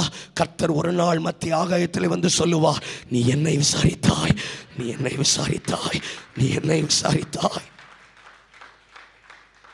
அப்ப நல்ல கவனிங்க, நான் இன்னைக்கு உயிரை கொடுத்து ஊழியம் செய்கிறேன்னா இது தேவனை விசாரிப்பதற்காக கனப்படுத்தப்படுகிறது. கைகளை உயர்த்தி விடாமேன்னு சொல்லுங்கள். அதனால தான் ஆண்டவர் கேட்கிறார், என்ன விசாரிங்க. இன்னைக்கு இந்த கூட்டத்தில் ஒரு தீர்மானம் எடுக்க போகிற சபையாரா, நீங்கள் உங்களுக்காக வாழுவதை விட்டுவிட்டு நீங்கள் மற்றவர்களுக்காக சிருஷ்டிக்கப்பட்டவர்கள் என்கிற நோக்கத்தோடு நீங்கள் மற்றவர்களை விசாரிப்பதற்கு நீங்கள் உங்களை ஒப்புக் கொடுக்கும் போது கர்த்தரை விசாரிப்பதற்கு சமமாய் மாறிவிடும். கைகளை உயர்த்தி ஒரு ஆமேன்னு சொல்லுங்களேன். நீதிமொழிகள் 19வது அதிகாரம் 17வது வசனத்தை வேகமாய் வாசிக்கலாம். நீதிமொழிகள் 19:17 வேகமா, இன்னும் கொஞ்ச நேரம். நீதிமொழிகள் 19:17. ஏழைக்கு இறங்குகிறவன் கர்த்தருக்கு கடன் கொடுக்கிறான், அவன் கொடுத்ததை அவன் திரும்ப அவனுக்கு கொடுப்பார். நான் கடன் கொடுத்தது ஏழைக்கு, ஆனால் அந்த ஏழை எனக்கு திரும்ப கொடுக்க மாட்டார், கர்த்தர் அதை எனக்கு திரும்ப கொடுப்பார். கல்வாரி ஏஜி சபையே, நீங்கள் சிறுமைப்பட்டவர்களுக்கும் நெருக்கப்பட்டவர்களுக்கும் ஒடுக்கப்பட்டவர்களுக்கும் சபையில்லாத இடங்களில் நீங்கள் விசாரிக்கிறவர்களாக நீங்கள் எழும்புவீர்களானால் கர்த்தர் ஒரு காலகட்டம் வரும். யோசேப்பு நினைத்தா, ஐயோ என் பலவரன் அங்கேயே உறிஞ்சிட்டாங்க, ஐயோ என் தகப்பனை விட்டு என்ன பிரிச்சுட்டாங்க, என்ன குழியில போட்டுட்டாங்க, என்ன அங்க அடைச்சிட்டாங்க, என்ன விசாரிக்க யாரும் இல்லையேன்னு நீங்க புலம்பலாம். ஆனா கர்த்தர் சொல்லுகிறார், உங்களை யாரும் விசாரிக்கலன்னு புலம்புகிற உங்களை கொண்டு கர்த்தர் அநேகரை விசாரிக்க போகிறார். கர்த்தர் உங்களை விசாரிக்க போகிறார். இந்த யோசேப்பு என்ன யாரும் விசாரிக்கலன்னு புலம்பலாம், ஆனா அந்த யோசேப்பை கொண்டு கர்த்தர் அநேகரை விசாரித்தார், பட்டணத்தை விசாரித்தார். ஒரு நிமிஷம் உங்க வலது கரங்களை உயர்த்த முடியுமானால் கர்த்தர் உங்களை விசாரிக்கிறவர்களை ஏற்படுத்த போகிறார். நீங்க கையை உயர்த்திட்டு அமைதியா இருக்க கூடாது, ஸ்ட்ரெயின் பண்ண வைக்காதீங்க. கொஞ்சம் வாய்களை தரங்க, சத்தமா பிரேயர் பண்ணுங்க. ஒரு ஆத்துமாவை ஆகிலும் நீங்கள் விசாரித்திருப்பீர்களானால் நீங்கள் கர்த்தரை விசாரிக்கிறதுக்கு சமம். ப்ளீஸ், கர்த்தரை விசாரிப்பதற்கு சமம். கொஞ்சம் வாயை தரங்க. ஒரு கமிட்மெண்ட் ஆண்டவர் எதிர்பார்க்கிறார். வேகமா ஏதோ ஒன்ன செய்துட்டு நம்ம ஏமாத்திட்டு போறதில்லை. அப்படி சிலரை விசாரித்தவர்கள் இங்கே உட்கார்ந்து இருக்கிறீர்கள். ஆனா உங்களை மற்றவங்க பைத்தியக்காரங்கன்னு கூட சொல்லலாம், இப்படி பணத்தை விரயம் பண்றாங்களேன்னு சொல்லலாம். ஆனா உங்களுக்கு தெரியுமா, நீங்கள் தேவனை விசாரிக்கிறீர்கள். இந்த சிறியரில் யாருக்கு எதை செய்கிறீர்களோ அதை எனக்கே செய்கிறீர்கள். ஆயத்தரங்க. என்னால் ஒன்றும்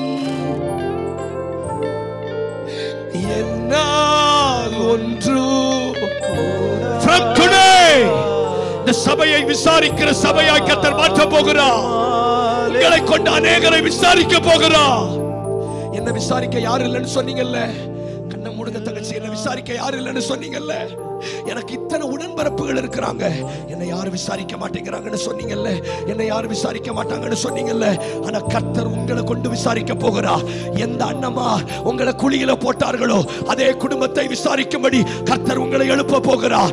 சாலமோனுக்கு நியாயம் விசாரிக்கிற ஆவி உண்டென்று ஜனங்கள் கண்டு அவனுக்கு பயந்தது போல இந்த காலையில் சபையிலே God is raising விசாரிக்கிற ஒரு கூட்டத்தை தேவன் எழுப்புகிறார்.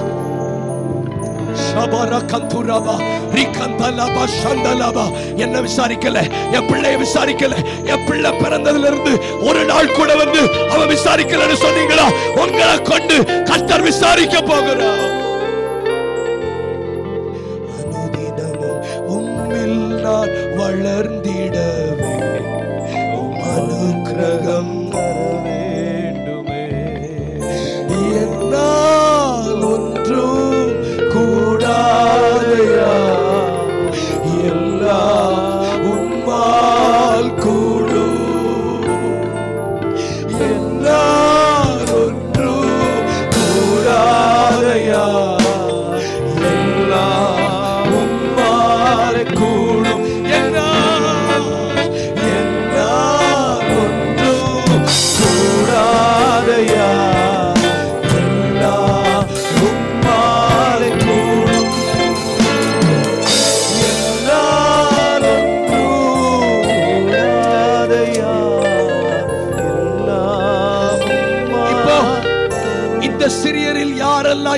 எல்லாம் விசாரித்தீர்களோ அது கர்த்தரை விசாரித்ததற்கு சமம். கிராமங்களை விசாரித்தது கர்த்தரை விசாரித்ததற்கு சமம். அந்த சிறு பிள்ளைகளை வாரந்தோறும் போய் ஒரு 4 பிள்ளைகளுக்கு சண்டே ஸ்கூல் சொல்லி கொடுத்து, வசனம் சொல்லி கொடுத்து, ஒரு 4 பிஸ்கட் பாக்கெட் வாங்கி கொடுக்கிறது கர்த்தரை விசாரிப்பதற்கு சமம். ஒரு வீட்டில் நடக்கிற ஜெபத்துக்கு போய் அந்த குடும்பத்தை விசாரித்து அவர்களை பலப்படுத்தி ஜெபம் பண்ணிட்டு வர்றது கர்த்தரை விசாரிப்பதற்கு சமம். ஓ ராபா கந்தலா, என்னை விசாரிக்கிற ஒரு தலைமுறையை கர்த்தர் எழுப்பி விடுகிறார். கைகளை தட்டி ஓராபா கத்தோராபா லீகராபா கயாந்தலாபா அரபா கயாந்தலா, உங்களை விசாரிப்பதற்கு ஒரு தலைவரையை தேவன் எழுப்புகிறார். என்ன விசாரிக்கலன்னு சொன்ன உங்களையும் உங்கள் குடும்பத்தை கொண்டு அநேகரை விசாரிக்க தேவன் எழுப்புகிறார். let the fire of God, ஒரு அக்கினி விழுகிறது. உன்னை கொண்டு பட்டணங்களை, உன்னை கொண்டு தேசங்களை, உன்னை கொண்டு ராஜ்யங்களை விசாரிக்க நல்ல கை தட்டுங்க. அநேகரை கர்த்தர் தொடுகிறார்.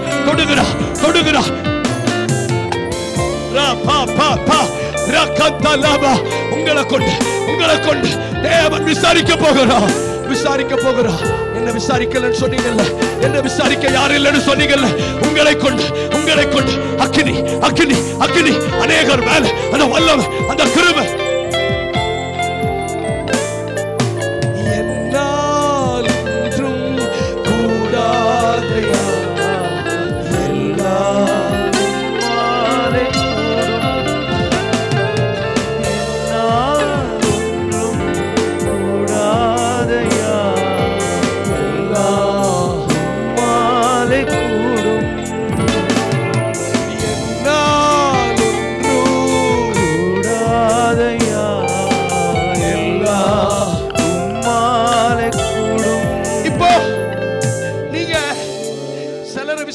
போது அவங்க உங்களை மிஸ்யூஸ் பண்ணுவாங்க.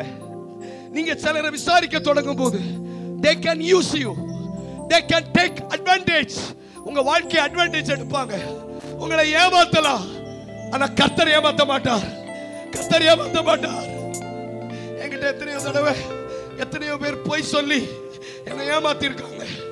ஆனா கர்த்தர் என்னை ஏமாத்தல. ஏழைக்கு இறங்குகிறவர் கர்த்தருக்கு கடன் கொடுக்கிறார். இவன் திரும்பி தர வேண்டாம், ஆனா என் ஆண்டவர் டபுள் ட்ரிபிளா எனக்கு திரும்ப தருவார். கைகளை தட்டுங்க. இந்த காலை கூட்டத்தில் ஆவியானுடைய வல்லமை ரிஜாய்ஸ். சோர்ந்து போகாதீங்க. மறுபடியும் அந்த விசாரிக்கிற ஊழியத்தை நீங்க செய்யணும். உன் மேல அந்த அக்கினி பரக்கத்துரவா எல்லாம் உம்மாலே. சிலர் நிறுத்திருக்கிறீங்க, திரும்ப ஆரம்பிக்கப்படட்டும். எல்லாம் உம்மாலே கூடும். அனுதினமும் உம்மில் நான் வளர்ந்திடவே அனுகிரகம் தர வேண்டுமே. அனுதினமும் உம்மில் நான் வளர்ந்திடவே அனுகிரகம் தர வேண்டுமே. என்னால் ஒன்றும் கூடாதையா, எல்லாம் உம்மாலே கூடும். என்னால் ஒன்றும் கூடாதையா, உம்மால் எல்லாமே கூடும்.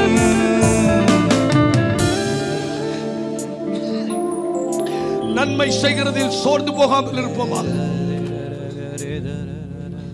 நீங்க சோர்ந்து போகாமல் இருந்தால், நீங்கள் தளர்ந்து போகாமல் இருந்தால் சீக்கிரத்தில் அறுப்பீர்கள். எனக்கு ஆவியானவர் தெளிவாய் உணர்த்துகிறார். நான் விசாரிச்சு எனக்கு கிடைச்ச அவமானம் போதும், நான் இனி போக மாட்டேன்னு சொல்லி சிலர் உட்கார்ந்து இருக்கிறீங்க. ஆனா நீங்க மறுபடியும் போகணும்னு ஆண்டவர் நினைக்கிறார். நீ மறுபடியும் போகணும். நீ விசாரி. அவங்க உனக்கு ஒண்ணு செய்ய மாட்டாங்க, ஆனா கர்த்தர் ஆகிய நான் அதை உனக்கு திரும்ப தருவேன். கைகளை தட்டுங்க பார்க்கலாம். அந்த புதிய அபிஷேகத்தை பெற்றுக் கொள்ளுவோம், அந்த புதிய வல்லமை பெற்றுக் கொள்ளுவோம். சபையை விசாரிக்க, பட்டணத்தை விசாரிக்க, கிராம ஊழியத்தை விசாரிக்க. Let the fire, let the fire.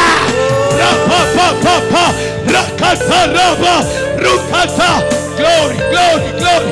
Fire anointing, விழுகிறது, விழுகிறது, விழுகிறது. எல்லாம் ஒன்றும் கூடாதையா, எல்லாம் உம்மாலே கூடும்.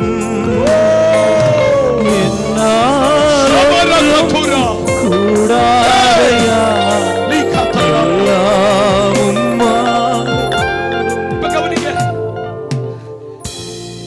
I am made for God. நான் தேவனுக்காக சிருஷ்டிக்கப்பட்டவன். My primary assignment, கர்த்தர் என்னை உருவாக்கினதுடைய பிரைமரி நோக்கமே நான் தேவனை ஆராதிப்பதற்காக சிருஷ்டிக்கப்பட்டவன். And the secondary assignment, I am created for church. நான் சபைக்காக, பட்டணத்துக்காக, மற்றவர்களுக்காக உருவாக்கப்பட்டவன். நான் சொல்றேன், எந்த கதவும் இந்த வருஷம் உங்களுக்கு முன்னாடி பூட்டப்பட முடியாது. Because you are having an access card. கைகளை தட்டுங்க பார்க்கலாம். No doors. Papa parakatula rakababa yatanaba. Yes, yes, yes. கைகளை தட்டுங்க. No doors. parakatula கைகளை தட்டுங்க. No doors. ஒரு கதவுகளும் உனக்கு எதிராய் பூட்டப்பட முடியாது. அடைக்கப்பட்ட கதவுகள் திறக்கப்படுகிறது, திறக்கப்படுகிறது. கையை தட்டி, கையை தட்டி.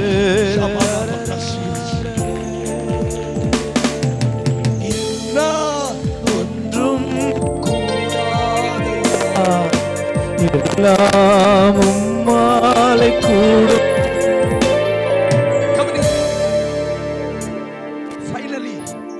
Finally, வாசிங்க. உபாகமம் 25:9-10 வசனம். உபாகமம் 25:9-10 வசனம். கொஞ்சம் மானிட்டர் வைங்க, கொஞ்சம் மானிட்டர் ப்ளீஸ். உபாகமம் 25:9-10.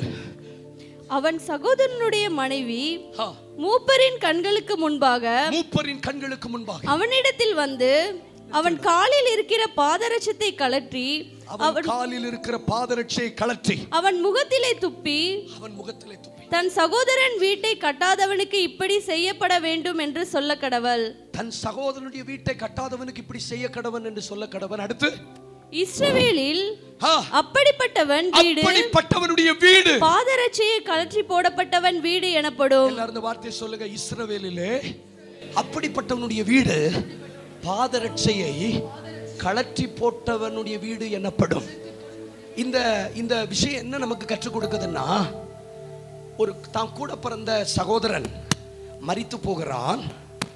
அவன் வீட்டை நான் கட்ட மாட்டேன், அவன் வீட்டை நான் விசாரிக்க மாட்டேன், அவனுக்கு எனக்கு சம்பந்தம் இல்லை அப்படின்னு அவன் கூட பிறந்த சகோதரன் சொன்னா, அவன் என்ன செய்யணுமா? அவன் காலில் இருக்கிற பாதரட்சையை கழற்றி போடணும். அப்போ பாதரட்சையை கழத்துறதுன்னா விசாரிக்க மாட்டேங்கிறதுக்கு அர்த்தம். பாதரட்சையை போடுறதுன்னா ஐ வில் டேக் கேர்னு அர்த்தம். சீக்கிரம் சீக்கிரம் சீக்கிரம். பாதரட்சையை கழத்துறதுன்னா என்னது? நான் கண்டுகொள்ள மாட்டேன், நான் விசாரிக்க மாட்டேன்னு அர்த்தம். பாதரட்சையை போடுறதுன்னா என்ன அர்த்தம்? விசாரிப்பேன். அப்ப நான் விசாரிக்க மாட்டேன்னு சொன்னவன் நான் என்ன சொல்றாரு ஆண்டவர்? உன் காலில் இருக்கிற பாதரட்சைய சரி. இப்போ ஒரு 5 வசனம் நான் உங்களுக்கு சொல்றேன். நம்பர் 1, யாத்ராகமம் 3வது அதிகாரம் 5வது வசனம். நம்பர் 2, லூக்கா 15ஆம் அதிகாரம் 22வது வசனம். நம்பர் 3, அப்போஸ்தலர் 12:8ஆம் வசனம். நம்பர் 4, எபேசியர் 6:15. Number 5, Ruth 4:7. சொல்லுங்க வரிசையா. யாத்ராகமம் 3:5, எபேசியர் 6:15. இந்த யாத்ராகமம் 3:5 என்ன சொல்லுதுன்னா, மோசே ஒரு முட்செடியின் பக்கத்தில் வந்தபோது ஆண்டவர் மோசேயின் இடத்துல சொன்னார், நீ நிற்கிற இடம் பரிசுத்த பூமி, உன் காலில் இருக்கிற பாதரட்சையே. அதுக்கு அர்த்தம் என்ன தெரியுமா? நீ 80 வருஷம் எகிப்தை விசாரித்தாய். 80 years நீ எகிப்துக்காக வாழ்ந்த. 80 வருஷம் நீ உலகத்துக்காக உன் திறமைகள் எல்லாம் வேஸ்ட் பண்ண. இப்போ அதை நீ கழற்று, நீ என் ராஜ்யத்துக்காக வரணும். You should remove your sandal. நீ அந்த செருப்பை கழற்று. 2வது, லூக்கா 15:22 இளைய குமாரன் தன் தகப்பன் வீட்டுக்கு திரும்பி வந்தபோது தகப்பன் சொல்லுகிறார், அவனுக்கு உயர்ந்த வஸ்திரத்தை தரியுங்கள், அவன் கைகளுக்கு மோதிரத்தையும் கால்களுக்கு பாதரட்சை. ஏன் பாதரட்சை போட சொல்றார் தெரியுமா?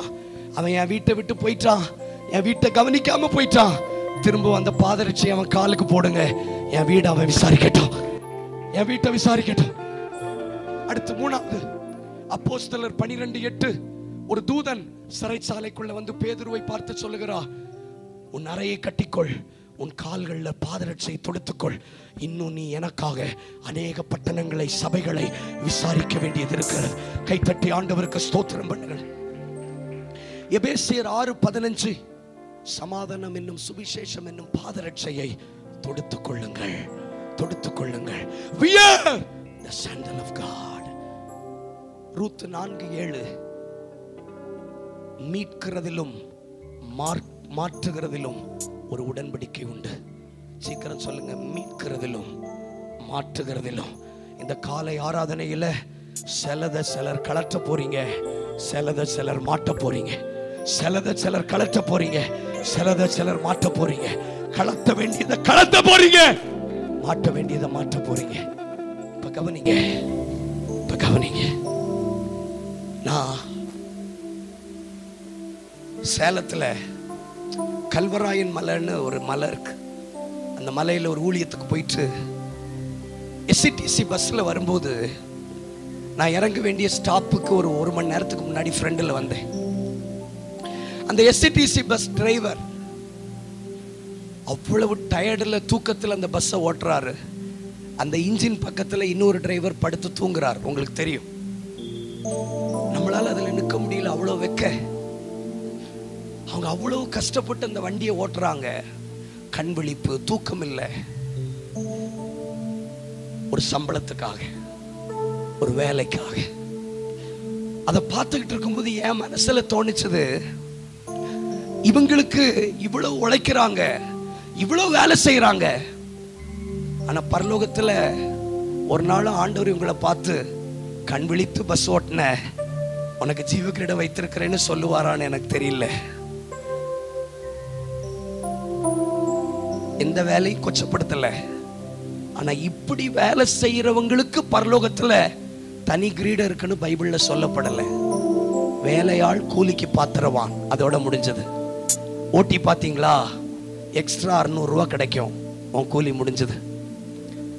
ஐடில ராத்திரி பகல் வேலை பார்க்குறீங்களா, பேக்கேஜ் கொஞ்சம் கூட கிடைக்கும், அதோட கூலி முடிஞ்சது. மேலே எதுவும் இல்லைன்னு சொல்றார்.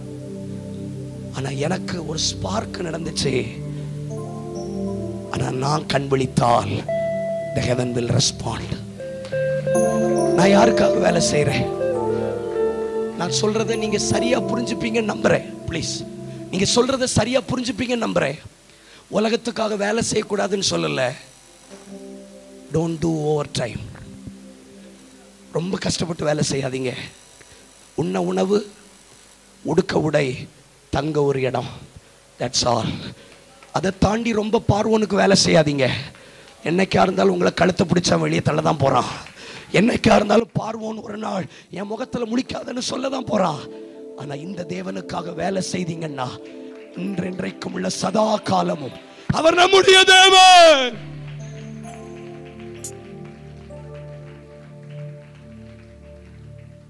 நான் முழு நேர ஊழியம் செய்யறதுனால உங்களை டிஸ்கரேஜ் பண்ணல. ஆனா இவங்க எல்லாம் நம்மளை பயன்படுத்தி கொள்றாங்க. உங்க கண்கள் திறக்கப்படட்டும். they are using you. ஒரு 40,000 ரூபாய் சம்பளத்துக்கு உங்க எனர்ஜியை யூஸ் பண்றாங்க. நேற்று அண்ணங்கிட்ட பேசிட்டு இருக்கும்போது சொன்னாங்க, முன்னாடி இருந்த ஸ்ட்ரென்த் எனக்கு இப்ப இல்லை. நான் சொல்றேன், இன்னைக்கு நான் இவ்வளவு கத்தி பேசுறேன், ஒரு 60 வயசுல என்னால் எப்படி பேச முடியுமான்னு தெரியாது. இந்த எனர்ஜி எல்லாம் நீங்க செக்குலர் வேலைக்கே கொடுத்துட்டீங்கன்னா கர்த்தருக்கு என்ன கொடுக்க போறீங்க? கர்த்தருக்கு என்ன கொடுக்க போறீங்க? வேலை பார்க்க கூடாதுன்னு சொல்லல, வேலை செய்யக்கூடாதுன்னு சொல்லல. 80 வருஷம் நீ பார்வோனுக்கு உழைச்சிட்ட, உன் காலில் இருக்கிறத கலட்டு. நீ ஏன் வேலை செய்யணும்? உனக்கு காண்டாமிருகத்திற்கு ஒத்த பலத்தை தர நான் ரெடி. ஒரே ஒரு நிமிஷம் யோசிங்க, ஒரே ஒரு நிமிஷம் யோசிங்க. எதெல்லாம் அன்வான்டட்னு தோணுதோ அதெல்லாம் கலட்டுங்க. எதெல்லாம் அன்வான்டட்னு தோணுதோ ஒரு நாள் இது நம்மை மறுதலிக்கும். சத்தியம் கம்பெனியில் என்ன நடந்துச்சு உங்களுக்கு தெரியும். ப்ராஜெக்ட் இல்லைன்னு என்ன பண்ணாங்க? நான் I am not discouraging you. கர்த்தர் நம்மளை ஒரு நாள் கைவிட மாட்டார். But don't work for world. உலகத்துக்காக ரொம்ப வேலை செய்யாதீங்க. உண்ண உணவு, உடுக்க உடை, தங்க ஒரு வீடு வேணும், வாழ கிருபை வேணும். அதை தாண்டி வேற எதுவும் எனக்கு வேண்டாம்ப்பா.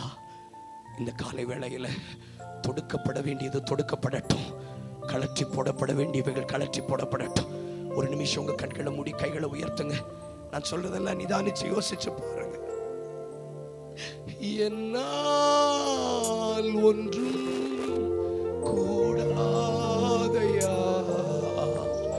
எல்லாம் இப்ப கவனிங்க. முடிச்சிருவோம். ரூத் 3ஆம் அதிகாரம் 9வது வசனம் வாசிக்கலாம். நீ யார் என்று கேட்டான். அவள், நான் உம்முடைய அடியாளாகிய ரூத். நான் உமது அடியாளாகிய ரூத். நீர் உம்முடைய அடியாள் மேல் உம்முடைய போர்வையை விரியும். நீர் உமது அடியாள் மேல் உம்முடைய போர்வையை விரியும். அடுத்த வார்த்தை, நீர் சுதந்திரவாளி என்றாள். அடுத்த வார்த்தை, நான் சுதந்திரவாளி என்பது மெய்தான். ஆனாலும் என்னிலும் கிட்டின சுதந்திரவாளி ஒருவன் இருக்கிறான். நான் சுதந்திரவாளி என்றது மெய்தான். ஆனால் என்னிலும் கிட்டின சுதந்திரவாளி ஒருவன் இருக்கிறான். இந்த சென்னை பட்டணத்துக்கு நான் சுதந்திரவாளி தான். ஆனா என்னை விட கிட்டின சுதந்திரவாளி நீங்க. இங்க பாக்குறத பார்த்தா எனக்கு எனக்குள்ள ஆவியானவரே போயிடுவார் போல. முறைச்சு பார்க்காதீங்க, கொஞ்சம் உதவி செய்யுங்க. இப்போ டேனி பாஸ்டர் என்னை வந்து ஊழியம் செய்ய கூப்பிடுறாங்கன்னு வச்சுக்கோங்களேன். ஆண்டவர் சொல்லுவாரு, நீ சுதந்திரவாளி தான், ஊழியம் செய்யலாம். ஆனா உன்னை விட இவங்க செய்தா நல்லா இருக்கும். அப்போ ரூத்துக்கிட்ட என்ன சொல்றாரு? நான் உனக்கு முறைதான், ஆனா க்ளோஸான மாமா பையன் ஒருத்தன் இருக்கான் அப்படின்னு சொன்னா புரியுமா உங்களுக்கு? புரியலன்னு சொன்னீங்கன்னா உங்க பேர்ல கேஸ் போட்டுருவேன். இப்ப புரியலையா? நான் முறைதான், ஆனா அது சொந்த மாமா பையன். அப்படி கேட்டது இல்லையா? ராங் நம்பரா? தொடர்பு எல்லைக்கு வெளியில் இருக்கீங்களா? அப்படின்னா என்ன அர்த்தம்? நான் சுதந்திரவாளி என்பது உண்மைதான். நான் உன்னை சேர்த்து கொள்ளலாமா? ஆனா என்னை விட உன் லைஃப்ல ஆக்சஸ் உள்ள ஒருத்தன் இருக்கிறான். சொல்லிட்டு சொல்றான், அவன் உன்னை மீட்டு கொள்றான்னு பார்ப்போம். அவன் உன்னை ரிஜெக்ட் பண்ணிட்டான்னா நான் வரேன். அவன் வரானான்னு பார்ப்போம். அடுத்த அதிகாரம் 4ஆம் அதிகாரம் 3ஆம் வசனத்திலிருந்து வேகமாய். அப்பொழுது அவன் அந்த சுதந்திரவாளியை நோக்கி, அந்த கிட்டின சுதந்திரவாளியை நோக்கி, எலிமெலேக்கு என்னும் நம்முடைய சகோதரனாய் இருந்த வயல் நிலத்தின் பங்கை மோவாப் தேசத்திலிருந்து திருப்பி வந்த நகோமி விற்க போகிறாள்.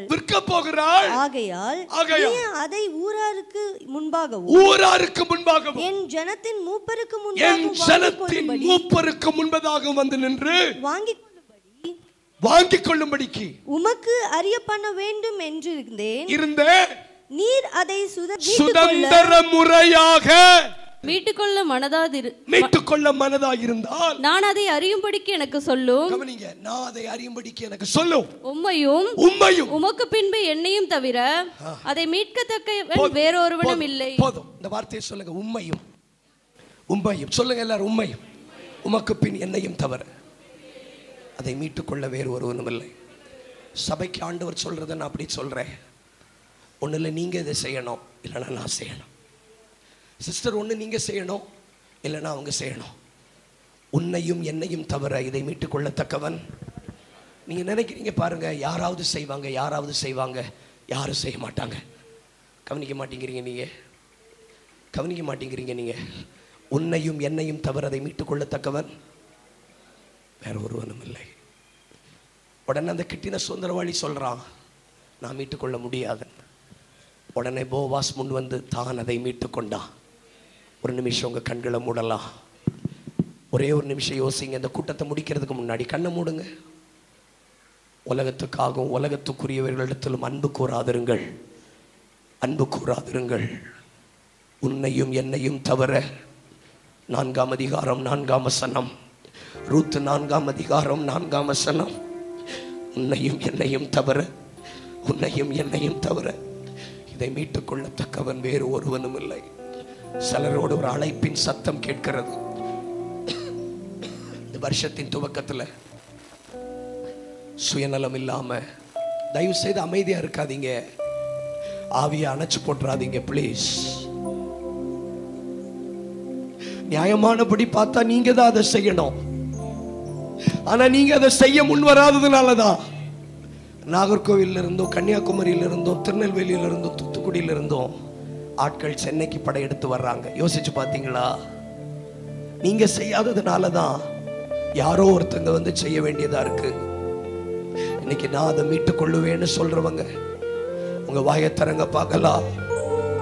கர்த்தருடைய ஆவியானவர் உலாவி வருகிறார். மற்றவர்களை ரட்சித்தான். எஸ், அதுக்காகவே நான் அழைக்கப்பட்டேன். தன்னைத்தான் ரட்சிக்க திராணி இல்லாமல் போனா. ராக்காலந்தா, மிட்நைட், கதவு பூட்டியாயிற்று. தொந்தரவு செய்யாதே, எழுந்திருந்து தரக்கூடாது. ஆனாலும் சுயநலம் இல்லாமல் கதவை தட்டுகிறவர்களுக்காய் கதவுகள் திறக்கப்பட போகிறது. ஒரே ஒரு நிமிஷம் உங்க கண்களை மூடி,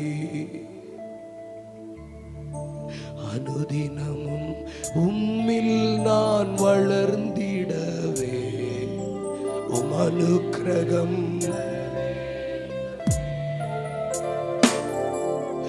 அனுதினமும் உம்மில் நான் வளர்ந்திடவே உம்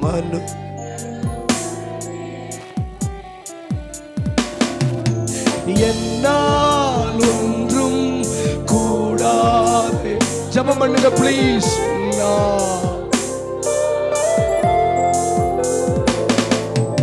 என்னால் ஒன்றும்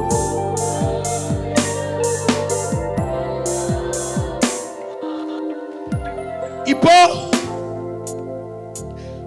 எனக்கு சம்பவித்தவைகள் சுவிசேஷம் பிரபலமாகுவதற்கு ஏதுவாய் மாறப்போகிறது. அடுத்த ஒரு 2 minutes உங்க கண்களை மூடி இருக்காது. நான் இயேசுவின் நாமத்தில் கேட்கிறேன். Everybody close your eyes and begin to pray. ஜெபம் பண்ண தொடங்குங்க. நான் ஏற்கனவே உங்களுக்கு சொல்லியிருக்கிறேன், ஜெபிக்க தொடங்கும் போது ஒரு இரைச்சல் சத்தம் உண்டாகணும். Open your mouth. ஒவ்வொருத்தரும் வாயை திறங்க. யாரும் கை தட்ட வேண்டாம். ஷபாரா கந்தூரா பசியாதலஸ். மற்றவங்களுக்காக வாழ்ந்து பார்த்திருக்கிறீங்களா? மற்றவங்களுக்காக வாழ்ந்து பார்த்திருக்கிறீங்களா? நீங்கள் சிருஷ்டிக்கப்பட்டதே மற்றவர்களுக்காக தான். ஒன்னு ட்ரை பண்ணி பாருங்களே, ஒன்னு ட்ரை பண்ணி பாருங்களே. ராக்காலந்தா, ஆனாலும் கதவுகள் திறக்கப்பட போகிறது. நீங்க கடனாக கேட்டாலும் உங்களுக்கு வேண்டிய மட்டும் கொடுப்பதற்கு தேவன் ஆயத்தமா இருக்கிறார். தேவன் ஆயத்தமா இருக்கிறார். நமக்காகவே தேவனுக்கிட்ட போனது போதும்.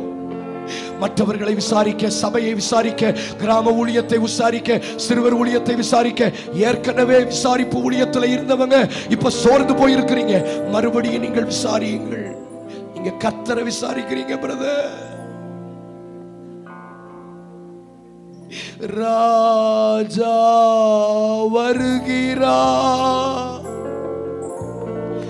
ஆயத்தமாவோ. ராஜா வருகிறார், இயேசு வருகிறார். எதிர்கொண்டு சொல்லுவோம், இயேசு வருகிறார். ராஜா வருகிறார், ஆயத்தமா. ராஜா வருகிறார், இயேசு வருகிறார். இயேசு வருகிறார். போதும். பிரசங்கம் கேட்டு கேட்டு கை தட்டிட்டு மார்க் போட்டுட்டு போனதெல்லாம் போதும். சென்னை பட்டணத்தில் இந்த YMCA பகுதியில் சுயநலம் இல்லாத ஒரு சந்ததி. நான் என் ஜனத்தை எதற்காக சிருஷ்டித்தேனோ அதற்காகவே வாழுகிற ஒரு சந்ததியை நான் தேடி வந்திருக்கிறேன். இப்போ இது ராக்காலந்தான், இது ராக்காலந்தான். ஆனாலும் நான் கதவை தட்டும்படி வர்றேன். ஏதோ ஒன்று செய்யும்படி நான் வர்றேன். நான் எனக்காக அல்ல ஆண்டவரே, மற்றவர்களுக்காக கதவை தட்ட போகிறேன். சிலரை பார்த்து கர்த்தர் இன்னைக்கு பெரிய விசுவாசி என்று சொல்ல போகிறார். தயவு செய்து விளையாடாதீங்க, கண்ணை மூடுங்க ப்ளீஸ். லபா கந்தூரா பாசிய கை தட்ட வேண்டாம். உங்களுக்கு டிஸ்டர்பா இருக்குன்னா வெளியே போயிருங்க, வெளியே போயிருங்க. லாஸ்ட் ஜெபத்துக்கு நீங்க உள்ள வாங்க. சிலரை பார்த்து பெரிய விசுவாசின்னு சொல்லணும், சிலரை பார்த்து அற்ப விசுவாசின்னு சொன்னது முடிவுக்கு வரணும். நான் மற்றவங்களை விசாரிப்பதற்கு வருகிறேன். என்ன விசாரிக்கிறதுக்கு ஆள் இல்லைன்னு சொன்னீங்களேப்பா, நான் விசாரிக்கிறதுக்கு வர்றேன். இந்த சிறியரில் யாரை விசாரிக்கிறீர்களோ அதை என்ன விசாரிக்கிறதுக்கு சமம்னு சொன்னீங்களே, வர்றேன். கலற்ற வேண்டியதை கலற்றுறேன், தொடுக்க வேண்டியதை தொடுக்கிறேன். ஒரே ஒரு நிமிஷம் டைம் எடுத்துக்கோங்க, ஒரே ஒரு நிமிஷம் டைம் எடுத்துக்கோங்க. சில விஷயத்தை நான் தேவையில்லாமல் செய்துட்டேன்னு எனக்கு தோணுது, அதை நான் இன்னைக்கு தேவ சமூகத்தில் கலற்றி போடுறேன். தொடுக்க வேண்டியதை நான் தொடுக்க போகிறேன். அநேகர் கலட்டி போட்ட விஷயங்கள் நிறைய இருக்கிறது, அதை நான் தொடுத்துக் கொள்ள போகிறேன்னு சொல்லுகிறவர்கள், நீங்கள் தொடுத்துக் கொள்ளுவீர்களானால் இந்த சந்ததியிலே கர்த்தர் உங்களை விசேஷமாய் பயன்படுத்த போகிறார். யாரு இப்ப கை தட்ட வேண்டாம். அப்படி ஒரு 2 நிமிஷம் மட்டும் ஜெபம் பண்ணுங்க. வாயை மூடிட்டு அமைதியா உட்கார்ந்து இருக்காதீங்க. தமிழ்ல தானே சொல்றேன். ப்ரே பண்ணுங்க, சத்தமா ப்ரே பண்ணுங்க.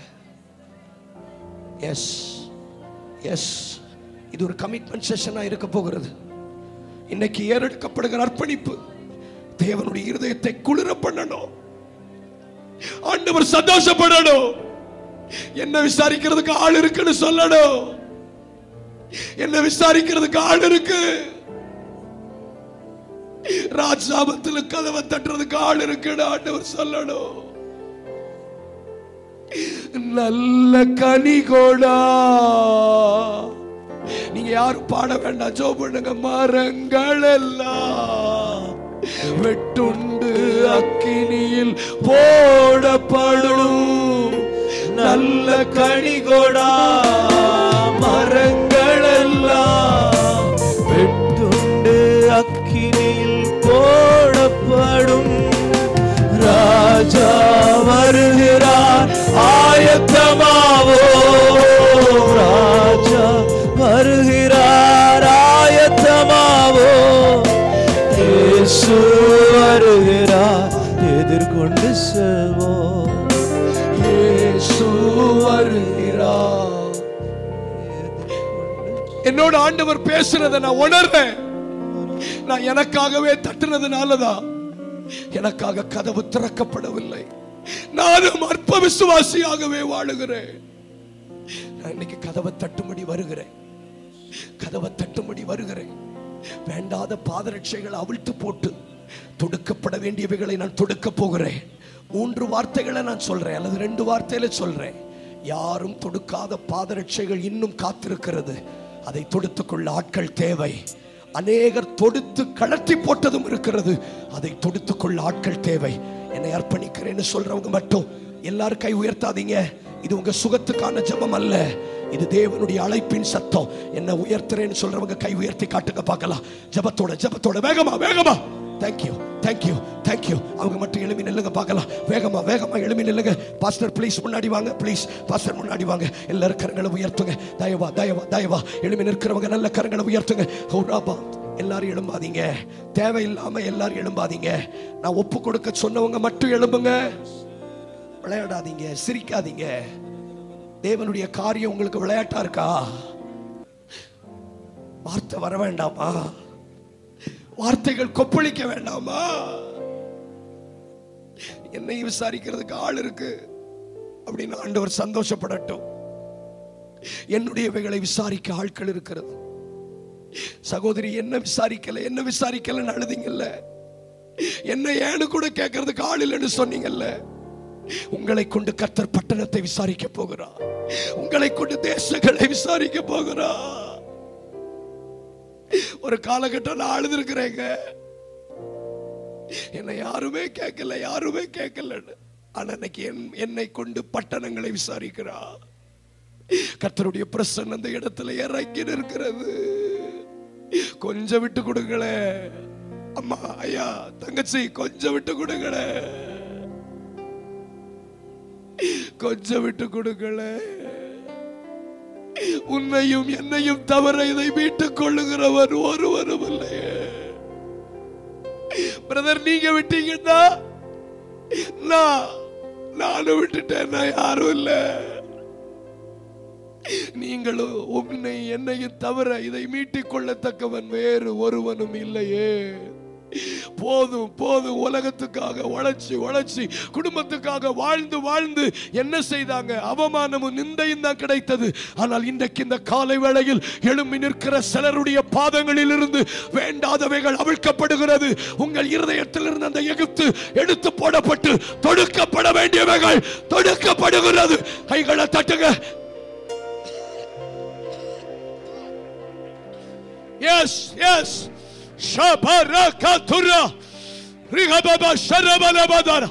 எழுப்பி நிற்கிற ஒவ்வொருவரையும் விசாரிக்கிறவர்களாய் தேவன் எழுப்புகிறதற்காய் நல்ல கைகளை தட்டுங்க. அபிஷேகத்தை பெற்றுக்கொள்ளுங்க. இந்த கொட்டிவாக்கம் திருவான்மியூர் பகுதி முழுவதும் உங்கள் மூலமாய் கர்த்தர் விசாரிக்க போகிறார். பட்டணங்கள், கிராமங்கள் விசாரிக்கப்படுகிறது. அக்கினி புதிய கிருபை பெற்றுக்கொள்ளுங்க, புதிய அக்கினியை பெற்றுக்கொள்ளுங்க, புதிய வல்லமை பெற்றுக்கொள்ளுங்க. ஃபயர் பெற்றுக்கொள்ளுங்க.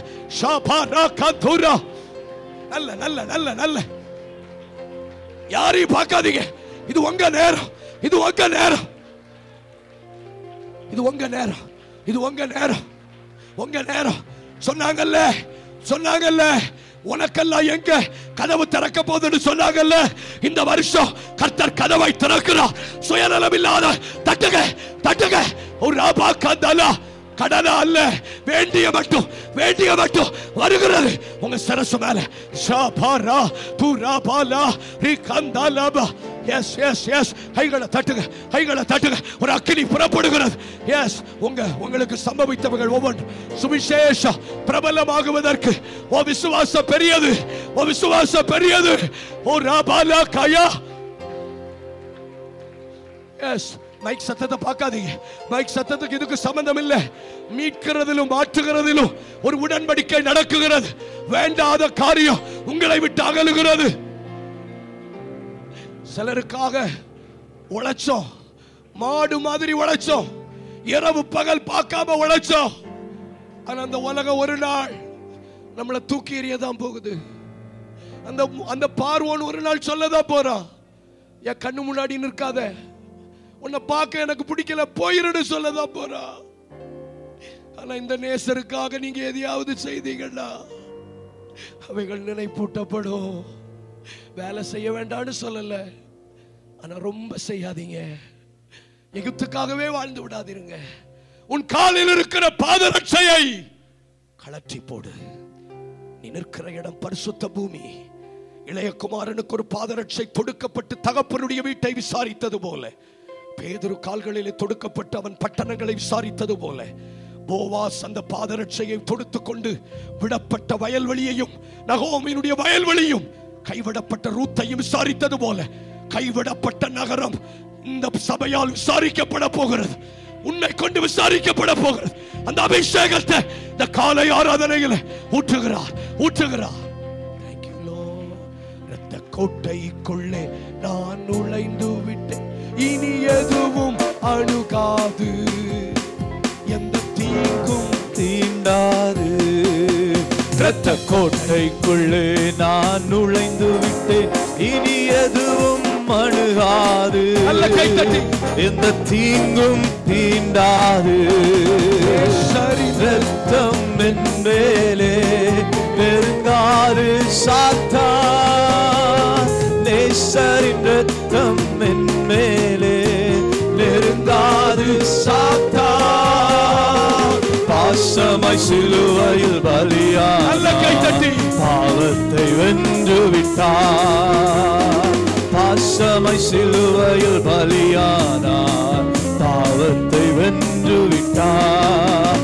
இரத்த கோட்டைக்குள்ளே நான் நுழைந்து விட்டேன், இனி எதுவும் அணுகாது, எந்த தீங்கும் தீண்டாது. மலைகள் பிள்ளையை மறந்தாலும் மறவாத என் நேசரே, தாய் தன் பிள்ளையை மறந்தாலும் மறவாத என் நேசரே, ஆயனை போல நடத்துகிறேன், அபிஷேகம் செய்கின்றேன். என்னை ஆயனை போல நடத்துகிறேன், அபிஷேகம் செய்கின்றேன். இரத்த கோட்டைக்குள்ளே நான் நுழைந்து விட்டேன், இனி எதுவும் அணுகாது, எந்த தீங்கும் தீண்டாது. நல்ல கைகளை தட்டி விசாரிப்பற்ற நம்மை கொண்டு அந்த தேசத்தை விசாரிக்க போகிறார். நீங்கள் தட்டினால் அது திறக்கப்படும், திறக்கப்படும். நல்ல நல்ல நல்ல அநேக புதிய பாதரட்சைகள் கொடுக்கப்படுகிறது. அநேகர் விட்ட ஊழியங்களை நீங்கள் எடுத்து செய்ய போகிறீர்கள். வேண்டாத பாதரட்சைகள் கலட்டி போடப்படுகிறது. உலகத்துக்காக உலகத்துக்குரியவைகள் கலட்டி போடப்படட்டும். தேவனுக்குரியவைகள் கொடுக்கப்படுகிறது. எங்கள் தேவனால் நாங்கள் பராக்கிரமம் செய்ய போகிறோம். நல்ல கைகளை தட்டுங்க. ஆலயம் முழுவதும் தேவ வல்லமை. இத்தனை வருஷம் திறக்கப்படாத கதவுகள் திறக்கப்படும், திறக்கப்படும், திறக்கப்படும். செயல்பட முடியாத நேரம் தான், ராக்காலம் தான். ஆனாலும் உனக்காக நான் கதவுகளை திறப்பேன். சுயநலம் இல்லாமல் கதவை தட்டுகிற தேசத்தை, பட்டணத்தை, குடும்பங்களை, சிறுவர் ஊழியர்களை, சபை ஊழியர்களை, கேர்சல்லை விசாரிக்கிற நீங்கள் கர்த்தரை விசாரிக்கிறீர்கள். கர்த்தரை உங்களுக்கு திரும்ப கொடுப்பார். ஆயனை போல நடத்துகிறேன், அபிஷேகம் செய்கின்றேன். நல்ல ஆயனை போல நடத்துகிறேன், அபிஷேகம் செய்கின்றேன். இந்த உலகிலே இருக்கும் அவனை விட என் தேசம் பெரியவரே, அநாதி ஸ்நேகத்தால் இழுத்துக் கொண்டே அணைத்து சேர்த்துக் கொண்டே. ஒரு நிமிஷம் உங்க கண்கள் மூடப்பட்டிருக்கும் போது ஒரே ஒரு வார்த்தை நான் கேட்கிறேன். உண்மையிலேயே சுயநலம் இல்லாம வாழுவேன்னு தான் எழுப்பி நிற்கிறீங்களா? இப்படி கதவை தட்டி பாருங்களேன். உங்க விசுவாசத்துல ஒரு வித்தியாசத்தை கர்த்தர் பார்க்கிறாரே. இப்படி தட்டுறதுக்கு ஆள் இருந்திருந்தா என்னைக்கோ நிறைய கதவுகளை நான் திறந்திருப்பேனே. இப்படி என்னுடையவைகளை விசாரிக்க ஆட்கள் இருந்திருந்தால் என்றைக்கோ நான் அவர்களுக்கு பதில் கொடுத்திருந்திருப்பேனே. உன்னையும் உனக்கு பின் என்னையும் தவிர இதை மீட்டுக் கொள்ள தக்கவன் ஒருவனும் இல்லை. சகோதரி, அவமான நிந்தன்னு சொல்லி நீங்க விட்டீங்கன்னா வேற யாரும் இதை மீட்க மாட்டாங்க. யாராவது செய்யட்டும், யாராவது செய்யட்டும், யாரும் செய்ய மாட்டாங்க. உன்னையும் என்னையும் தவிர அர்ப்பணிக்கிறேன் என்று சொல்றவங்க கைகளை உயர்த்தி இந்த பிரதிஷ்டையில உண்மையா இருக்கு எங்களுக்கு கிருபை தாங்கப்பா. ஒவ்வொருவரையும் கர்த்தர் தொடுங்க. எங்க சபையில விசாரிக்கிற ஒரு கூட்டத்தை எழுப்புகிறீர். எங்களை விசாரிக்கலன்னு நாங்க புலம்பினோம், எங்களை பாஸ்டர் விசாரிக்கலன்னு நாங்க புலம்பினோம், எங்க வீட்டுக்கு ஹவுஸ் விசிட்டிங் வரலன்னு நாங்க புலம்பினோம். ஆனா இனி நாங்க தான் சபையை விசாரிக்க போகிறோம், நாங்க தான் பட்டணத்தை விசாரிக்க போகிறோம், நாங்க தான் தேசத்தை விசாரிக்க போகிறோம். விசாரிக்கப்பட்டு கிடக்கிற யோசேப்பே, உன்னை கொண்டு ராஜ்யங்கள் விசாரிக்கப்பட போகிறது. பாதரட்சையை தொடுத்துக்கொள். கைகளை தட்டி கர்த்தருக்கு நல்ல ஸ்தோத்திரம் பண்ணு.